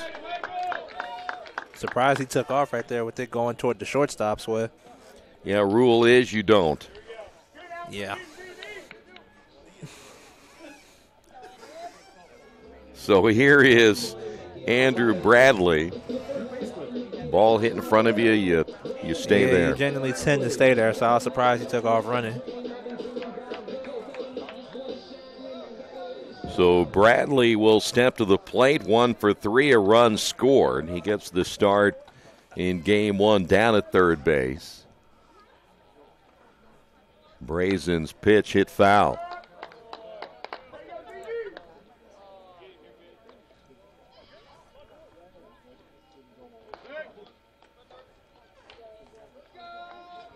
Well, Quakers able to get a run back after giving up 3 runs in the top of this inning. The stretch, the pitch, ground ball to the third baseman. Reese will throw across the diamond. Weaver keeps his foot on the bag, and that'll do it for the Quakers in the inning. But Earlham does pick up a run. We will head to the top of inning number 9. On the Wesley Bates Wealth Management scoreboard, Quakers on top, 9-6. The Iceland May Term is an opportunity to come to Iceland each year and immerse in a series of open-ended, multidisciplinary science problems. Having the opportunity to go to Iceland is an opportunity to do science in a place where it matters. Hi, this is Steve Funkhauser, and I was talking to someone the other day about how friendly and professional the crew at Jiffy Lube is, and they said, "You are always so upbeat. I'm going to call you Mr. Positive." And so now I am Mr. Positive. And I want you to know how proud I am of you and that you are doing a great job today. And hey, do something nice for somebody. Make somebody smile. Smiles are contagious, you know. I want you to have a great day and the horse you rode in on. Jiffy Lube. Fast, friendly, professional. I'm Mr. Positive, and I approve this message. Today's game brought to you in part by Mancino's Pizza and Grinders. Mancino's is family-friendly, serving fresh grinders, pizza, pasta, and salads every day. They serve great food priced for family budgets. Mancino's Italian bread and pizza dough are made from scratch every day, and the baking process may take a little more time, but the end result of freshness and flavor make the real difference in all of Mancino's award-winning products. Mancino's of Richmond. Give them a call at 966-1166 or go to their website, mancinosofrichmond.com. Joey Gerbis will be the new pitcher for the Quakers as he'll try to finish it out here in the top of the 9th inning, a 9-6 lead. And with a 3-run lead, if he pitches well enough, he would be eligible, I believe, for a save situation here.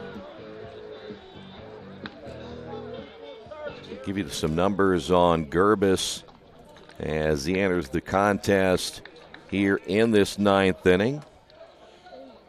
Gerbis making his 10th appearance, 41 in the 3rd innings, 38 hits, 15 runs all earned, 34 strikeouts, 13 walks, 2-1 with an ERA of 3.27. So each team into their bullpen late in this one as that pitch in there for a strike. Lucas Tomeyer leading things off. Tomeyer 0 for 1, or I should say 0 for 2 with a walk. This one hit up the middle. Shortstop coming over, bobbles it, and Tomeyer safe at first. That's going to be an interesting call. You see Jandro's back at second for the Quakers. Yeah, Jandro, and then Danny Dopp as he moved over to first. Hatfield came out, and I think that is Alec Bryan in the right field. So here's Boo Sierra who will step up.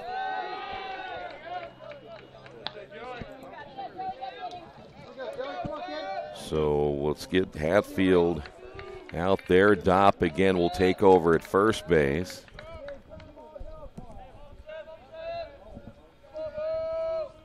The stretch by Gerbis. That pitch is outside.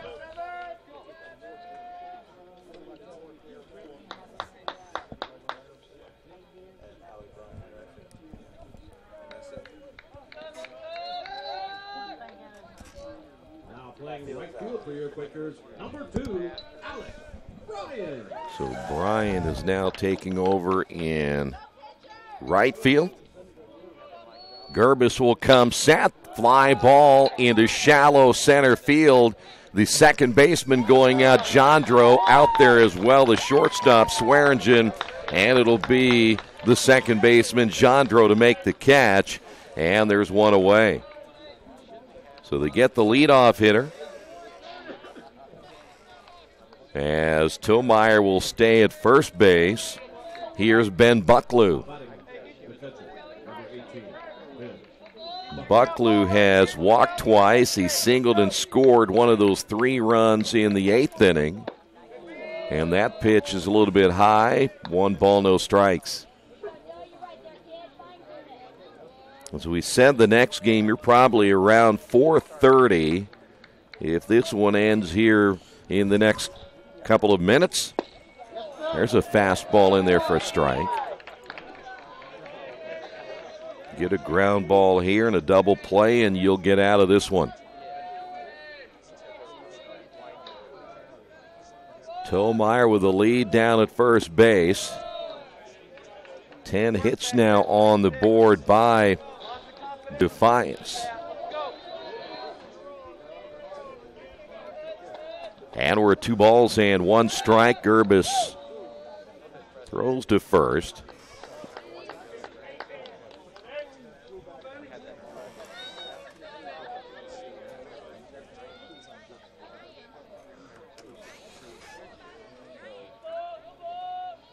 The pitch on the way, and that is low for a ball.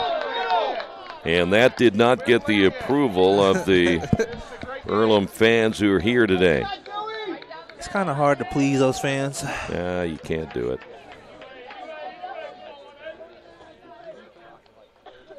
The stretch and the pitch.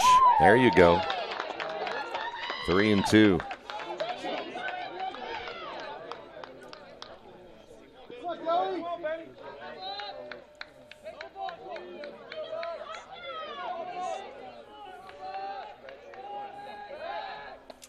Throw to first, not in time.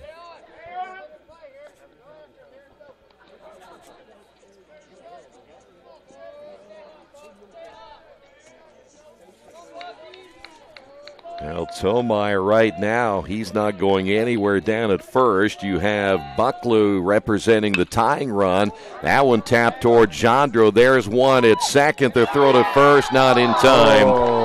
So Bucklew got down the line. He'll be safe, 2 away. Swearingen and Jandro arguing with the umpire, saying that the runner got in their way and interfered with the throw to first. Yeah, I didn't see it. It may have been I didn't either. I'm sure it was a good play at some point down there, trying to make sure that you can break up that double play. But again, that's all changed over the years as well, where you really got to get out of the way. Konwinski steps to the plate, and this is the one guy Quakers didn't want to face right here.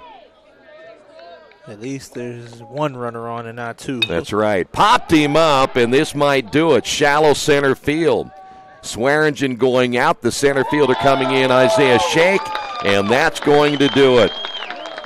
As the Quakers take the first game here this afternoon, your final score, Earlham wins it 9-6. 9 runs, 15 hits, 1 error for the Quakers. Defiance, 6 runs, 10 hits, and 1 error. All the final stats on Earlham's website, goearlham.com. So we're, again, probably 30 minutes or so before we start the next game. And, of course, we'll have it for you right here on Radio Troy Digital Sports. Your final score, Earlham 9, Defiance 6 in Game 1. Thanks for being with us. This has been Earlham Baseball and Radio Troy Digital Sports.